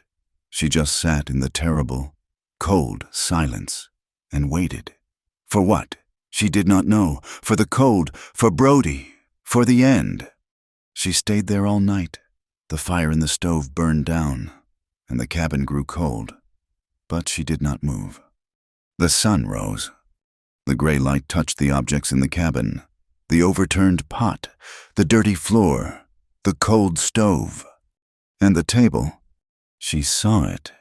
Sitting on the table, stark against the dark wood, was his watch, the heavy silver pocket watch, the one with the shattered glass. Its hands stopped forever at 3:10. She stared at it. He had taken his bedroll. He had taken his Bible, but he had left the watch. She remembered him turning it over in his hands when he told her about Montana. It was the one thing of value he had, the one thing that was his, not his brother's, a piece of his old life. He had left it. It was not a rejection. It was collateral. It was a promise. I am coming back. He had not abandoned her. He had believed her. He had listened to her plea. Go. And he had gone, because she asked him to. "Oh, God," she whispered. The sound was raw, ripped from her frozen lungs. He was out there. He was on foot. His leg was not healed. He had no food. He was walking into 20 miles of frozen wilderness, weak from hunger, to save her. She was on her feet in an instant. The exhaustion, the despair. It was all burned away by a new, white-hot panic. Not for herself, for him. She did not bother with a coat. She ran to the lean-to. "Samson!" she cried, her voice cracking. The mule brayed, startled. She threw the saddle on his back, her fingers fumbling with the frozen leather of the cinch. She grabbed her rifle from the wall, checking its load, and jammed a box of cartridges into her pocket. She mounted the mule, kicking him into a heavy, plunging run. She found his tracks easily. A single set of footprints, the right one deeper than the left, dragging slightly. His limp. She followed them, her heart pounding against her ribs. A sick, frantic drumbeat. The snow was crusted, but in the drifts, he would have struggled. She pushed the mule hard. "Eli!" she screamed, her voice thin in the vast, empty white. "Eli!" The tracks went on, mile after mile. He was stubborn. He was so stubborn. She saw where he had fallen, a larger depression in the snow, and gotten back up. She followed the tracks for hours. They led down into a gully, toward the gray, frozen line of a creek. And then she saw him. He was not moving. He was collapsed at the edge of the ice, half hidden by a drift of wind-blown snow. He had tried to cross, perhaps to find water, and his leg had given out. Or he had just run out of strength. He was a dark, still shape against the white. "No," she breathed. "No, no, you do not." She slid off the mule, stumbling in the deep snow, and ran to him. She fell on her knees beside him. "Eli!" She grabbed his shoulder, rolling him over. His face was blue-white. His lips were cracked and dark. His eyes were closed. A fine dusting of snow was already gathering on his eyelashes. "Eli!" She shook him, hard. Wake up, you fool! You stubborn, stupid fool!" He did not move. His skin was so cold. She put her ear to his chest, praying. No, no, please, not this, not him too. A beat, faint, fluttering, and then another. He was alive. A sob of pure, desperate relief tore out of her. She put her hands on his face, her own tears freezing on her cheeks. "You are alive. You are alive." His eyelids flickered. He groaned. A low, animal sound. His eyes opened. Just a slit. He saw her. "And Miriam," he whispered. The sound barely a breath. Cold." "I know," she said. I know. I have got you. I am here." Getting him onto the mule was the hardest thing she had ever done. He was a dead weight, his body uncooperative. She had to haul him, half carrying, half dragging, grunting with the effort, her own muscles screaming. "Help me, Eli," she panted. "You have to help me." He tried. He got a hand on the saddle. She put her shoulder under his arm and heaved, shoving him up, until he was draped, face down, over the mule's back. He was barely conscious. She climbed up behind him, her arms around his waist to hold him on, and turned Samson for home. The ride back was a blur of misery. He was shaking, his body seized by a violent, uncontrolled ague. She held him, her own body pressing warmth into his back, whispering to him, though she did not know if he could hear. "You are not leaving. I will not let you. You are not allowed. You hear me? Eli Rowe, you are not allowed to die." She got him inside, half dragging him from the mule to the cabin. He collapsed on the floor, the same way he had the first time. But this was different. This was not a stranger. This was hers. She cut his frozen clothes from his body. His skin was icy, his feet and hands a dead, waxy white, frostbite. She grabbed her quilt, her blanket, every piece of cloth she owned. She put him on the cot and piled them on. She stripped off her own wet clothes, down to her thin woolens, and climbed in with him, forcing her body against his, trying to give him her own heat. She rubbed his hands, his feet, hard. The friction was painful. He groaned, his voice stronger. "Hurts." "Good," she whispered, her voice fierce, tears running hot down her face. "Let it hurt. You stay with me. You feel it." She rubbed his chest, his arms, forcing the blood to move. You told me once," she sobbed, pressing her face against his cold neck. "You told me you were not afraid to hurt, not if it meant you got to feel again." She held his face between her hands, forcing him to look at her. "Well, you get to feel this, Eli. You feel this. You stay. You stay with me." He stared at her, his eyes dim but conscious. He saw her tears. He saw the desperation. He saw her. That night, the fever came back, a hot, dry flush from the exposure. But it was not the fever of infection. It was the body's fight for life. She nursed him. She held water to his lips. She did not leave his side. Sometime in the deepest part of the night, he woke. The fever had eased. He was warm. He was weak, but he was clear. He looked at her, sitting beside the cot, her face pale with exhaustion, her eyes red from weeping. He lifted his hand, the one she had rubbed raw. He touched her cheek. "Miriam," he whispered. She said nothing. She just took his hand, holding it against her face, and closed her eyes. All the barriers were gone. The shame, the secrets, the violence. They had seen the absolute ugliest, most broken parts of each other. There was nothing left to hide. She climbed onto the narrow cot, sliding under the quilts with him. It was not the hesitant, questioning touch of before, and it was not the angry, hungry kiss. It was something new. It was desperate. He had almost died. She had almost lost him. His hands were weak, but they were purposeful, holding her. It was tender. They knew every scar, every old wound. They touched each other not as new lovers, but as two survivors who had finally found the other half of their own wreckage. And it was filled with pain, the pain of her past, the pain of his, the memory of the child lost on the floor, of the brother lost at the creek, of the doors slammed shut. They made love not to forget the pain, but to bear it, together. It was a confirmation, in the absolute, frozen dark, that they were alive. It was the only comfort left. And it was, for now, enough. The world, for a few days, was quiet. The healing of Eli's body from the cold was fast, but the healing of their spirits was a slower, more fragile thing. They existed in the small, warm cabin, bound by the intimacies they had shared, the confessions they had witnessed. The hunger was still there, a gnawing ache, but it was a shared burden.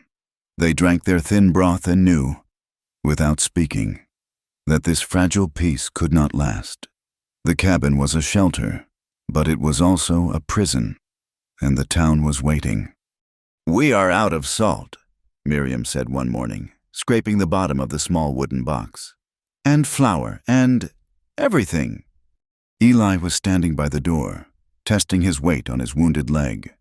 The limp was still there, a slight drag, but the strength had returned. He had been chopping wood from a fallen tree, building their supply back up. He looked at her, his face thin, but his eyes clear. "Then we go to town," he said. It was not a question. It was a statement. Miriam's hand stilled. "Go to town? Together? I am not hiding under your floor again. Miriam, I will not have you face them alone. Not ever again. They will. Eli, they will see you." "Let them see," he said. "We need supplies. We will go. We will buy what we need, and we will leave. We go in the light. We show them we are not afraid." She looked at him, at the stubborn set of his jaw, the steadiness in his gaze. He was not the broken man she had dragged in. He was a man who had made a choice. He was standing with her. A knot of fear and a strange, fierce pride tightened in her chest. "All right," she said, her voice quiet. "We go." They walked. The snow was still thick in the drifts, but the path to town, packed by riders, was slick and hard. Miriam rode Samson, her rifle resting across her lap. Eli walked beside her. He had his gun belt on, the pistol heavy on his hip. He had cleaned and oiled it until it shone. Their arrival in Bitter Creek was a stone dropped in a stagnant pond. The whispers started at the edge of town, by the tanners. A woman emptying a bucket of ash onto the muddy street froze, her mouth falling open. She scurried back inside, and a curtain in the window twitched. By the time they reached the main street, every head was turned. Silas Croft, standing outside the saloon, stopped mid-sentence. His yellow-toothed grin faded. He spat into the snow, his eyes narrowing, first at Eli, then at Miriam. "Well, well," he muttered, loud enough for them to hear. "Look what the blizzard thawed out. The witch and her pet." Miriam's hand tightened on the rifle. Eli's hand did not move toward his gun, but he stopped walking, turning his body slightly to face Croft. "Morning, Mr. Croft," Miriam said, her voice clear and cold as ice. "A hard winter, it makes men bitter." She nudged Samson forward. Eli matched her step, his eyes never leaving Croft until they had passed. They moved down the street, an island in a sea of hostile silence. The men's leers were still there, but they were mixed with something else: confusion, anger. Eli was not some drunken stray. He was tall, he was armed, and he was walking beside her as if he had every right in the world. The women, their faces were colder. Mrs. Davies, sweeping her boardwalk, stopped and simply stared, her expression one of profound, righteous disgust. They saw Miriam, not as a victim, but as a sham. Her 2 years of proud, isolated grief were, in their eyes, a lie. She had not been grieving. She had been waiting. Miriam kept her chin high, but this was different. She was not alone. She could feel Eli's presence beside her, solid and calm. They stopped at Hatcher's General Mercantile. They dismounted. Eli tied the mule to the hitching post, his movements deliberate. He looked at Miriam. "Ready?" She nodded. They walked in. The bell above the door jangled, loud in the sudden, absolute silence. Mr. Hatcher, who was weighing beans for another customer, froze. The customer, a ranch hand, slowly turned. "Mr. Hatcher," Miriam said, as if it were any other day. "Miriam," Hatcher said, his voice wary. His eyes flicked to Eli, taking in the gun, the limp, the quiet authority. "We need supplies," she said. She pulled a piece of paper from her pocket. 10 pounds of flour, 5 of cornmeal, salt, coffee, a side of bacon, and cartridges, 30-30, and 44. She was not bartering, she was buying. Eli stepped forward, placing a few coins on the counter. It was not much. It was the last of his pay from Montana, but it was coin. Hatcher looked at the money, then at Eli. That is quite an order." "We aim to pay for it," Eli said. The bell jangled again. The warmth of the store vanished. Sheriff Brody filled the doorway, his bulk blocking the light. Silas Croft and another man, Tate, were behind him. Brody's face was dark red, his eyes small and furious. He was not here by chance. He had been summoned. "Well, well," Brody said, his voice a low sneer. He did not look at Miriam. His entire focus was on Eli. "The stray finally shows his face. Thought you would have kept running, boy." "I am not running," Eli said. He did not move away from the counter. He and Miriam stood side by side. "No?" Brody smiled, a terrible, false smile. He took a step into the room. "That is not what the wire says. I got word this morning, from the marshal up in North Fork Territory. They are looking for a man fitting your description. Name of Eli Rowe. Says you were aiding horse thieves. Says you were part of the gang that ambushed a rancher in his hands." Mr. Hatcher looked ill. The other customer slowly backed toward the door. "That's so," Eli said. It was not a question. "That is a lie," Miriam said.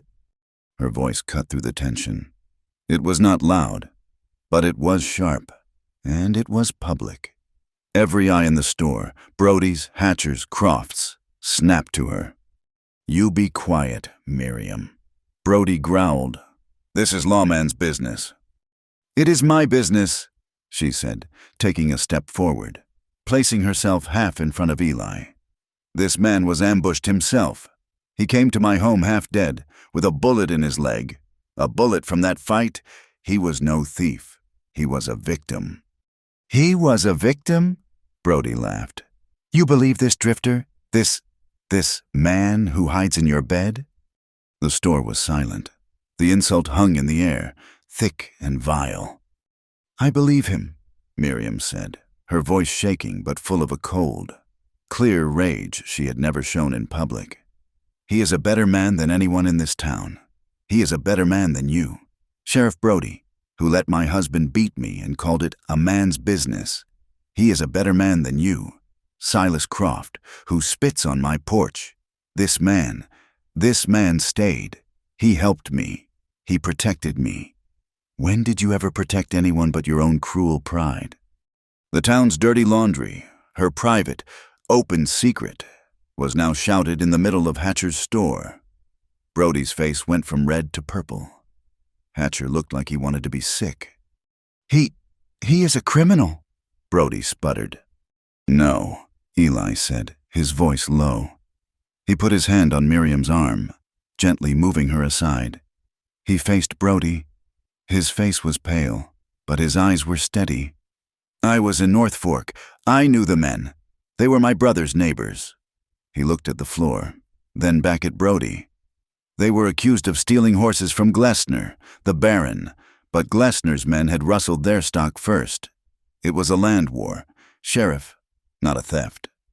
"He admits it," Croft cackled.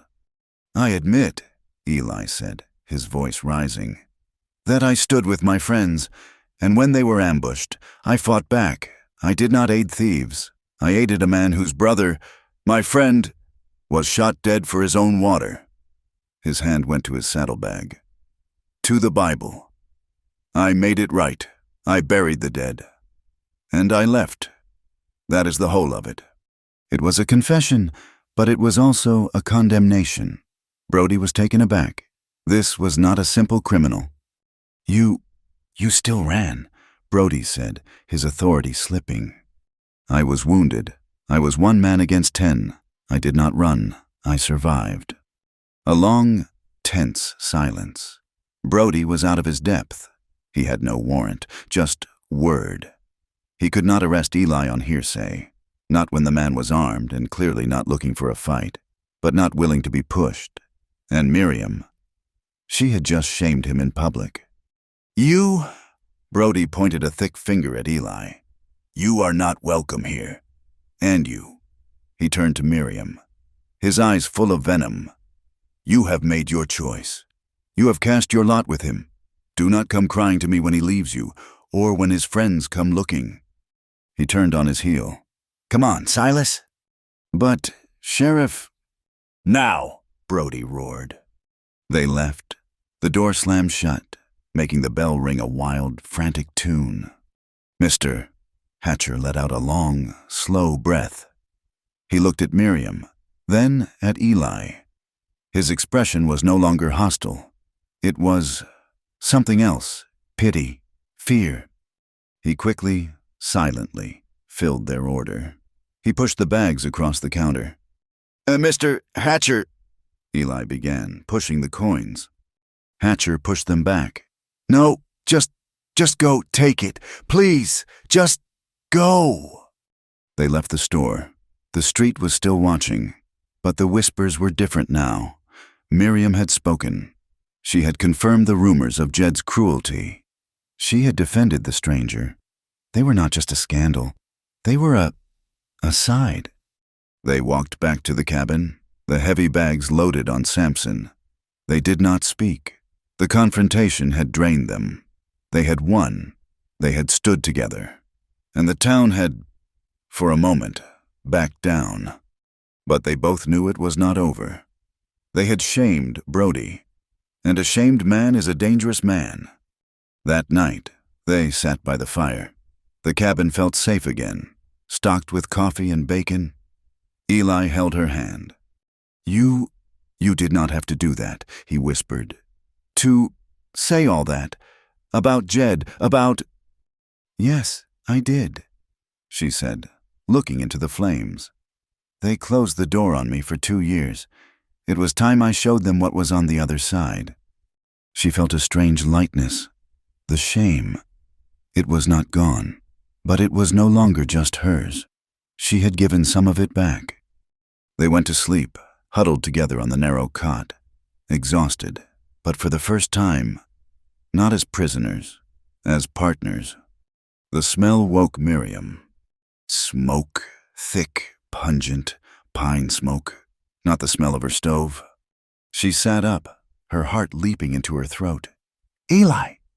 He was already awake, grabbing his pistol. The room was glowing. A flickering, unnatural orange light was coming from the window. "The roof," he whispered, his voice tight with horror. A sound, a whoosh, and the oiled paper window burst into flames. The crackle of fire was all around them. It was not on the roof. It was all of the roof. Someone had thrown kerosene. "They torched it!" Miriam screamed, a sound of pure, animal terror. "The door!" Eli yelled. He ran to it, pulling the bar. The wood was already hot to the touch. He ripped it open. A wall of fire greeted them. They had set the porch, the door frame, everything. They were trapped. "The lean-to!" Miriam cried, her mind racing. "The back wall, where the fire was!" She ran to the back of the cabin, to the wall of blackened timbers that separated her room from the mule's lean-to. It was the weakest spot. Eli understood. He raised his heavy boot and kicked. The old, half-burnt wood splintered. He kicked again and again, ignoring the pain in his wounded leg. Fire was now dripping from the ceiling. The cabin was an oven. He smashed a hole big enough to crawl through. "Go!" he yelled, pushing her. Miriam scrambled through the splintered wood, into the dark, smoky lean-to. Samson was screaming, kicking at his stall. "Eli, come on!" He was not behind her. He had turned back. "The supplies! The rifle!" Eli, no, it is not worth it. He ignored her, disappearing into the roaring heart of the fire. She heard a crash as the main roof beam gave way. Eli! He burst back through the hole, his hair singed, his face black with soot. He had a rifle in one hand and one of the supply sacks in the other. He threw them to her. Get the mule! Go! Go! She untied Samson, her hands shaking so badly she could barely work the knot. Eli was smashing the lean-to's flimsy outer door. They burst out into the night, into the freezing, clean air, just as the entire cabin collapsed inward, sending a volcano of sparks and flame into the black sky. Miriam fell to her knees in the snow, watching. It was gone. Her home, her prison, the place she had lost her child, the place she had found Eli, the place her husband had died. It was all gone. A roaring, hellish pyre. Miriam, Eli said, his voice ragged. He pulled her up. We have to go. They are still here. He was right. A shout from the ridge. A dark shape. Brody. Silas. They were watching their work. Eli threw her onto Samson's back. He grabbed the rifle, the bag of supplies, and slapped the mule's rump. Run! Into the woods! Follow the creek! He ran beside her, his limp pronounced, his breath tearing from his lungs. They plunged into the dark. Frozen pines, the roar of the fire and the triumphant, drunken yells of the men behind them. They ran until the mule was exhausted and Eli was collapsing. They hid in a deep thicket, miles from the cabin, and watched the glow in the sky fade as their home turned to ash. They spent the rest of the night huddled under a single blanket, sharing body heat, the mule tethered nearby. They had one sack of supplies, flour, salt, coffee, and the rifle. Everything else was cinders. They were homeless. They were fugitives. When the gray, cold light of morning came, they were stiff and shivering. They will come looking, Miriam whispered, her voice hollow. I know, Eli said. His face was grim, smudged with soot. We have to find shelter, a place they will not look. They spent the day moving, staying low, following the creek bed up into the low mountains. They found a place, a rocky overhang, a shallow cave, protected from the wind by a curtain of ancient pine. It was not a home, it was a hole in the rock. But they made it theirs. Miriam, her shock turning to a cold, hard resolve, gathered pine boughs for a bed.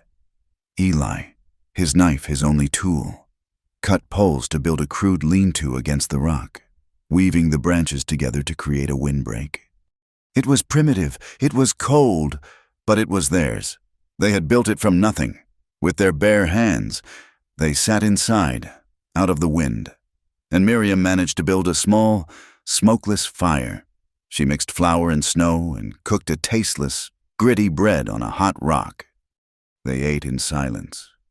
That night, as they lay tangled together for warmth, Eli spoke. This is not a life, he whispered, his voice rough. We are alive, she whispered back. That is all that matters. No, he said. It is not. I will not have you living in a cave, hunted. I will not have you looking over your shoulder for the rest of your life. I brought this on you. Brody, the fire, it is because of me. It is not, she said fiercely. It is because of them. Because of Brody. Because of Jed. Because of their filth. It is not your fault, Eli. It does not matter whose fault it is. It only matters how to end it. She tensed. What do you mean? He was quiet for a long time. I have to leave. The words hit her like a slap, the same as before. No, she said, her voice rising in panic. She sat up, clutching the blanket to her.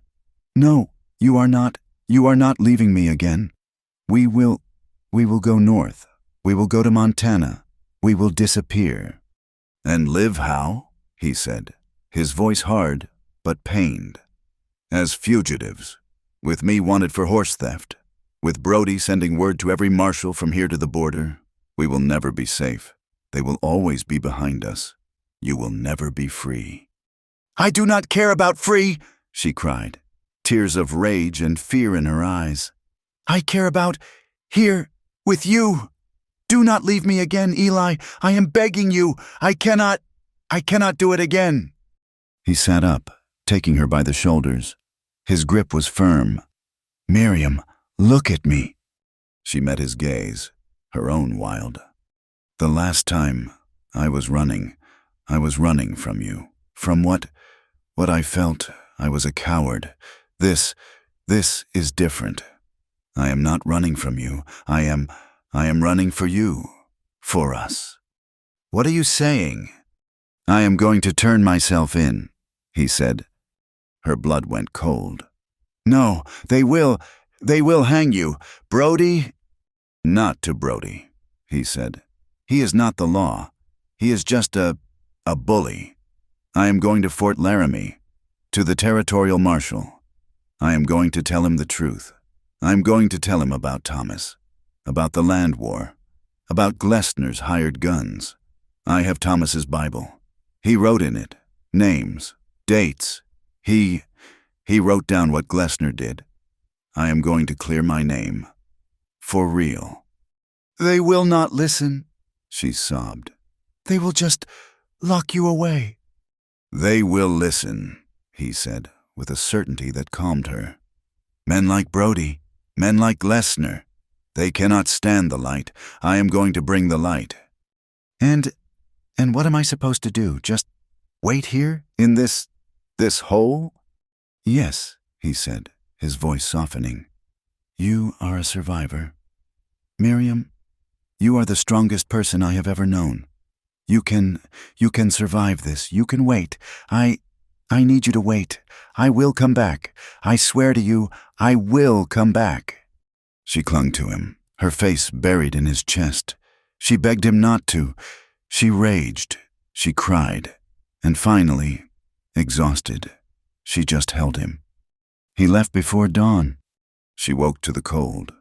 The place beside her, on the pine boughs, was empty. She sat up, a cry already in her throat. "Eli?" He was gone. She scrambled out of the lean-to. He was not there. The mule was gone. "No, no, no, no."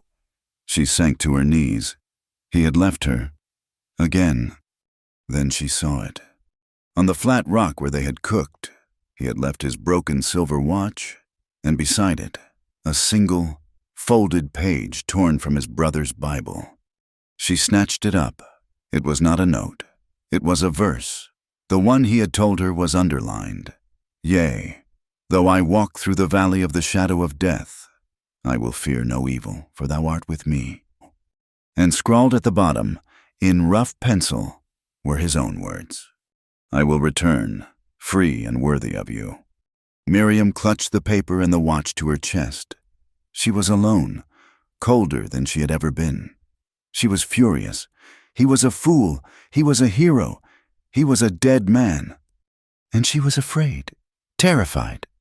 The weeks passed. It was a blur. The snows began to melt, turning the world into a running, muddy mess. Miriam survived. She set her snares. She shot 2 rabbits with her rifle, hoarding the cartridges. She was a ghost. She was the woman the town had always thought she was, a wild, haunted thing living on the edge of the world. She was cold. She was angry. She was terrified. She paced the small clearing by the cave, her rage at him warring with her fear for him.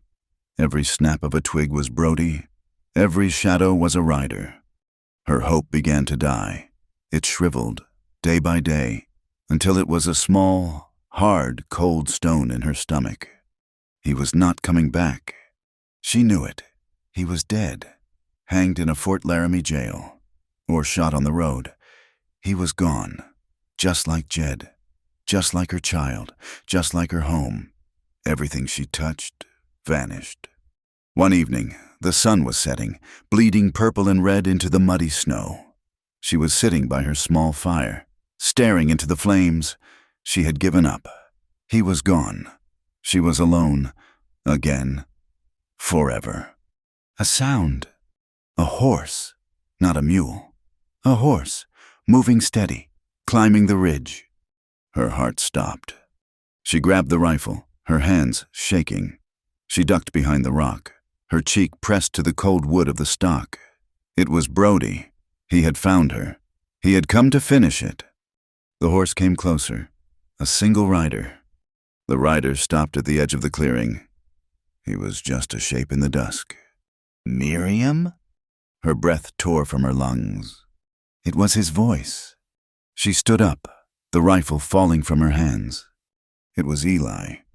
He was on a tall, fine horse. He slid off, and he almost fell. His clothes were torn. His face was a mass of dark, swollen bruises.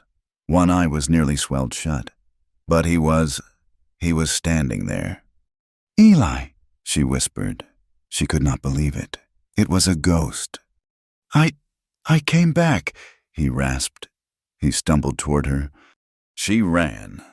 She hit him with her full body, and they both collapsed to their knees in the mud. She was crying, great, choking, animal sobs. She was hitting his chest with her fists. Not to hurt, but because she could not contain the storm inside her. You are alive, she cried. You are. I thought. I know, he said, his voice thick. He grabbed her wrists, pulling her close. I know. He held her head against his chest, his own body shaking. They did not believe me. At first, they locked me up. But the Bible, Thomas's words, it was enough for the marshal to send a wire to Montana. He held her, stroking her hair. Glessner's men. One of them was caught. He talked. He told them everything. About the ambush. About Thomas. You are. I am free, Miriam, he whispered, and she felt his tears on her hair. The charges are dropped. My name is clear.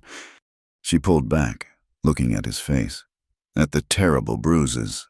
What happened to your face? He smiled, a broken, painful grimace. Brody, when the marshal let me go, he sent a man with me, a deputy. We rode into Bitter Creek. We had a talk with Sheriff Brody about the fire, about a few things. He touched his bruised ribs. He did not like being told the law. Eli was bruised, but he was free. He was home. They cried into each other's arms, there in the mud, as the last light faded from the sky. He kissed her. She kissed him back. It was not tender. It was not desperate. It was essential. It was the only thing holding them to the earth. It was air. It was water. It was the only thing keeping them alive. Spring came to Wyoming like a drawn-out, muddy apology. The snow did not melt. It rotted. It pulled back from the land, revealing the gray, sodden earth, the bones of animals that had not survived the winter, and the black, weeping scar where Miriam's cabin had been. The fire had been absolute. It had taken everything. All that remained was a rectangle of foundation stones and a chimney stack, standing against the gray sky like a tombstone. For weeks, they lived in the cave. It was a raw, primitive existence. Miriam hunted, her skill with the rifle feeding them. Eli, his face a map of fading bruises, his body lean and hard from the ordeal, ranged farther. He returned one day with Samson, the mule, whom he had found grazing in a sheltered valley, having run from the fire. It was a small, practical miracle. But they could not live in a cave. They were not animals. One morning, Eli stood at the edge of the clearing, looking at the distant, muddy track that led to Bitter Creek. It is time, he said. Miriam was cleaning the rifle. Time for what? To run? No, he said. He turned to her, his gaze steady. To build. We cannot let them win. We cannot let them have this ground. She looked at him. He was asking her to go back, to the place of the fire, the place of Jed. the place of her lost child. It is ashes, Eli. Ashes are what you put in the soil to make new things grow. He said, "It is our land. Miriam, the fire did not take the land." So they went back, leading the mule, carrying their few possessions, the rifle, the pot, the blankets, the supply sack. They walked out of the pines and stood before the ruin. It was the hardest moment yet. The air smelled of char and loss. Miriam stood frozen, her eyes on the spot where the floor had been, the stain she could never scrub out. It was all ash now. Eli took her hand. His was calloused, strong. "Together," he whispered. They began. The work was brutal. It was not just building, it was an excavation. They shoveled the ash, the cinders, the blackened bones of her old life. Every scoop was a memory. Here, the stove. Here, the cot. Here, a warped piece of metal that had been her mother's locket. Miriam found it, held it in her palm, and for a long moment did not move. Eli stopped shoveling, watching her. She closed her fingers around it, took a deep breath, and put it in her pocket. She did not cry. She picked up her shovel. They cleared the foundation. The stones were solid. The chimney was sound. "It is a start," Eli said, wiping soot from his face. They had no lumber, no tools but a knife and an axe Eli had fashioned from a sharpened rock and a hickory branch. They began felling young pines, stripping them, dragging them to the site. It was slow, back-breaking, impossible work. They were building a fortress with their bare hands. On the third day, a wagon appeared on the ridge. Miriam grabbed the rifle. Eli stepped in front of her. They waited. Two small, defiant figures against the backdrop of their ruin. The wagon drew closer. It was not Brody. It was not Silas. It was Mr. Hatcher from the Mercantile. He pulled his team to a stop, his eyes taking in the ruin, the small pile of fresh-cut logs, the exhaustion on their faces. He did not speak for a long time. He just sat, holding the reins. "Afternoon, Miriam, Mr. Rowe," he said, his voice gruff. "Mr. Hatcher," Miriam said, her voice wary. Hatcher cleared his throat. He would not meet their eyes. He stared at the chimney. I heard what Brody did, what Silas did." He shook his head. "Brody, he is not sheriff anymore. The marshal, he saw to that. He is gone. Silas and the others, they are keeping quiet." Eli and Miriam just listened. "Point is," Hatcher said, finally looking at them. His face was full of a deep, complicated shame. "A town cannot, just let this stand." He jerked his head toward the back of his wagon. It was loaded, not with supplies, with lumber. Good, clean pine boards, and tools, a hammer, a saw, a box of nails, an axe with a proper handle. I brought these," he mumbled. On credit. You can pay me back when you are able." Miriam stared at the wood. It was wealth. It was a future. "Mr. Hatcher, we—" "Just take it," he said, his voice rough. He climbed down from the wagon and began to unload it, his movements stiff. I have lived in this town 20 years. I knew Jed. I stayed quiet. I am ashamed. This," he patted a 2x4. "This is just lumber." It was an apology. The first. Eli stepped forward, his hand out. "We are grateful, Mr. Hatcher." Hatcher looked at Eli's hand, then grabbed it, shaking it once, hard. "Godspeed, son." He left. He did not look back. The lumber changed everything. They had a chance. The next day, another visitor, the blacksmith, a quiet German man named Schmidt. He brought a small bag. In it were hinges and a door latch, forged new. "A gift," he said, in his thick accent, "is not right." They were not pariahs. Not to everyone. The cabin rose, board by board. Eli was a good carpenter. His movements economical and precise. He taught Miriam how to use the saw, how to hold the hammer. Their work was a rhythm. The thud of the hammer, the shing of the saw. It was the sound of a future being built. As they worked, others rode by.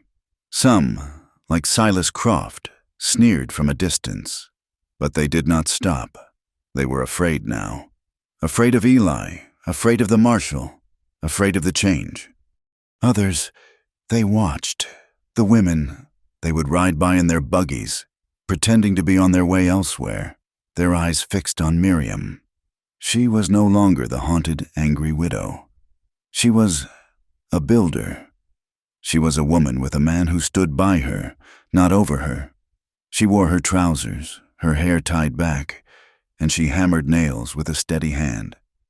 She was an impossibility, and she was a threat. One Sunday, Eli was squaring the frame for the new porch. Miriam, her hands raw but strong, was cleaning the rifle. She looked up. "What day is it?" "Sunday," he said. "I am going to town," she said. He stopped hammering. "We do not need supplies." "No," she said. "I am going to church." He stared at her. "Miriam, why?" "They have been whispering for 2 years. They have been watching me. They have been judging me." She stood, her face set in a way he had seen before, the day she defended him in the store. "It is time they listened." She did not change. She wore her denim trousers, a clean shirt, and her boots. She braided her hair. She walked. Eli walked with her. He did not go in. He just stood outside the small, white-steepled church, leaning against a tree, his arms crossed. He was her guard. Miriam pushed the doors open. The hymn died.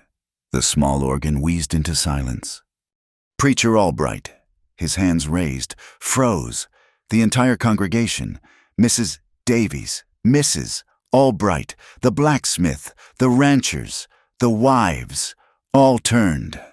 Their faces were a mixture of shock, horror, and outrage. She was here, in God's house, dressed as a man. She did not go to the back pew. She walked, her boots loud on the wooden floor, all the way down the center aisle.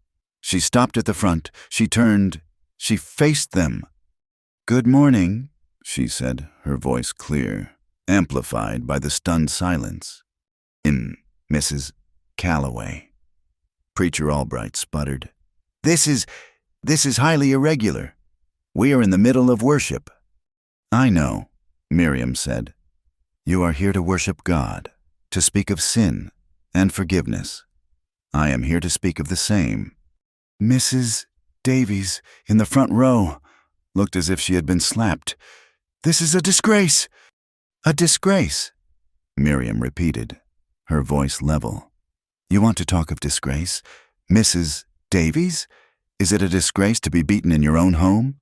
Is it a disgrace to have your husband, try to kill the child in your belly?" A collective gasp. This was not a whisper. This was a shout. "Miriam," the preacher warned. These are private matters, unseemly." "They were public matters when you all stood by and watched," Miriam said, her voice rising, shaking with the force of her stored-up pain. "They were public when I came to your door, Mrs. Davies, bleeding, begging for help for my lost baby. And you closed the door. You told me to clean up my own sin." Mrs. Davies's face was chalk white. She looked small. "You all knew?" Miriam pointed. "Not at one, but at all of them. You all heard the screams. You saw the bruises. You all said it is a wife's burden. You said provocation. You said pray." "I did pray," she whispered, the fire in her voice cooling to a cold, hard ember. "I prayed for it to stop. And one night, it did. My husband, in a drunken rage, set our house on fire. He set himself on fire. He was burning, and I walked out. I let him burn. You all whispered I was a killer. You were right." The silence was terrible. It was the sound of a town soul being weighed. "I am a killer," Miriam said, her voice dropping. "I am a killer, and I am a whore. Am I not? Because a good man, a man you ran out of town, a man you tried to have killed. He showed me kindness. He stood by me. He did not hide. He did not run." She looked at them, one by one, her gray eyes missing no one. You talk of sin, my sin. I will live with, I will carry it. But what about yours? What about the sin of silence, the sin of the closed door?" She paused, taking a long, shuddering breath. "I am rebuilding my home, on the same land. I am not running, I am not hiding, and I will not be silent, not anymore. You can whisper, you can sneer, but you will not ignore it. You will not close the door on me again." She turned, and she walked out. She walked down the aisle, her back straight, and out the doors, into the sunlight, where Eli was waiting. He did not ask what happened. He just held out his hand. She took it, and they walked home. The town did not know what to do. Some, like Mrs. Davies, left the church in a fury, saying Miriam was possessed. But others stayed. They sat in the PG grooves, in the terrible, loud silence she had left behind. The first woman came 2 days later. Miriam was on the new roof, nailing shingles. Eli was building a new garden fence. The woman was young, maybe 20. She was married to one of the ranch hands at the Double Horn. She stood at the edge of the yard, twisting her apron. "Ma'am," she called up, "Ms. Calloway?" Miriam paused, her hammer in her hand. "Yes?" The woman walked closer. She had a dark, purple bruise on her cheek, badly hidden with flour. I heard what you said in the church." Miriam looked at Eli. He stopped working, his face grim. Miriam climbed down the ladder. She stood in front of the young woman. He says it is his right," the woman whispered, tears welling in her eyes. I do not know what to do. I do not have anywhere to go." Miriam looked at her, at the bruise, at the terror. She saw herself. "You came to the right place," Miriam said, her voice soft, but hard as iron. "First, we will put some yarrow on that. Then you will eat, and then I'm going to teach you how to shoot this." She pointed to the rifle, leaning against the new wall. The woman's eyes widened. "Oh, no, I could not." "Yes," Miriam said. You do not have to use it, but you have to know how. You have to know that you have a choice. Knowing, that is what they are afraid of." She was the first, she was not the last. A week later, 2 more women rode out. Then, a quiet apology from Mr. Schmidt's wife. Then, an older woman, Mrs. Albright, the preacher's wife, came. She did not apologize, but she brought a small bag of seeds for Miriam's garden. "For your new start," she said, her face tight. It was enough. Eli, too, found his place. The rancher from the Double Horn, the one whose wife Miriam had helped, rode out. He was not a bully. He was a worried man. Mr. Rowe," he said, tipping his hat. I am in a bad way. Lost a good part of my herd in the melt. They are scattered. I hear you are good with a horse. That you know the land." "I do," Eli said. I cannot pay coin, but I can pay in calves, and I can help you finish your roof. My wife, she says you two are good people." Eli looked at Miriam.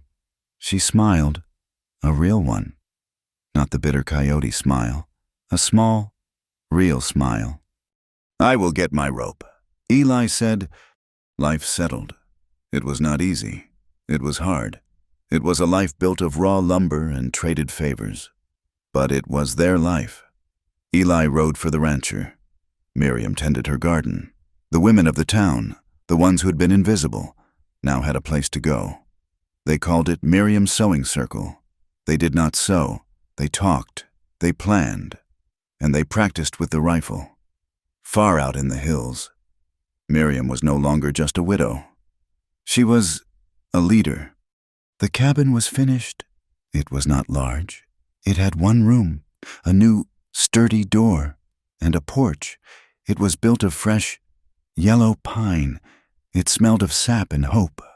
One night, a summer storm was rolling in. The sky was a deep, bruised purple, split by distant, silent flashes of lightning. The air was heavy, electric. Miriam and Eli sat on the new porch. She was shelling peas from her garden. He was mending a bridle. The thunder rumbled, closer this time, a long, low growl. Miriam's hand stilled in her lap. It sounds like the fire," she whispered. Eli put the bridle down. He looked at her. Her face was pale in the stormlight. "I am still afraid," she said, her voice so quiet he could barely hear it over the wind. "After everything, Brody is gone. The house is built. We have food, but I am sitting here, and my heart is pounding. I am afraid it will all be taken away. That the next storm, it will be the one that finishes it." Eli did not tell her not to be. He did not tell her it was over. He just listened. He moved his chair closer, their knees touching. He reached over and took her hand, not the one in her lap, the one holding the bowl of peas. He uncurled her fingers, taking the bowl from her and setting it on the floor. Her hand was scarred, from the work, from the life. "So am I," he said, his voice as low as the thunder. She looked up at him, her eyes wide. "I am," he said. I wake up every morning, and for a second, I am back in that gully. I am cold, or I am in the fire, or I am listening to Thomas." He shook his head. "I am afraid, all the time, that I will wake up, and this, and you, will be gone." He interlaced his fingers with hers, his grip tight. "But I will tell you this, Miriam, I would rather be afraid, right here, beside you, than be safe anywhere else in this world." She looked at their tangled hands. His, dark and bruised from ranch work. Hers, stained with dirt from the garden. The wind picked up, carrying the first heavy drops of rain, smelling of dust and ozone. "It is a good house," she whispered. "It is a good house," he agreed. They sat there for a long time, hands tangled, not speaking. They just watched the clouds. They watched the lightning break across the sky, and they listened to the thunder roll. And they did not run. Finally, the rain began to fall hard. Eli stood, pulling her gently to her feet. "Come on," he said. "Let us go inside." They turned. They stood before the new door. It was solid wood, the hinges black and strong. He looked at her. She looked at him. It was not her cabin. It was not his shelter. He reached for the new latch. She put her hand over his. Together, they opened the door to the small, warm room, lit by a single, steady lamp. They stepped inside, out of the storm, into the home that was half hers, half his, and all earned. Thank you for listening to our story. We would love to hear where you are tuning in from in the comments below, so you can connect with fellow listeners. Do not forget to subscribe to the From Wild West channel and share your thoughts.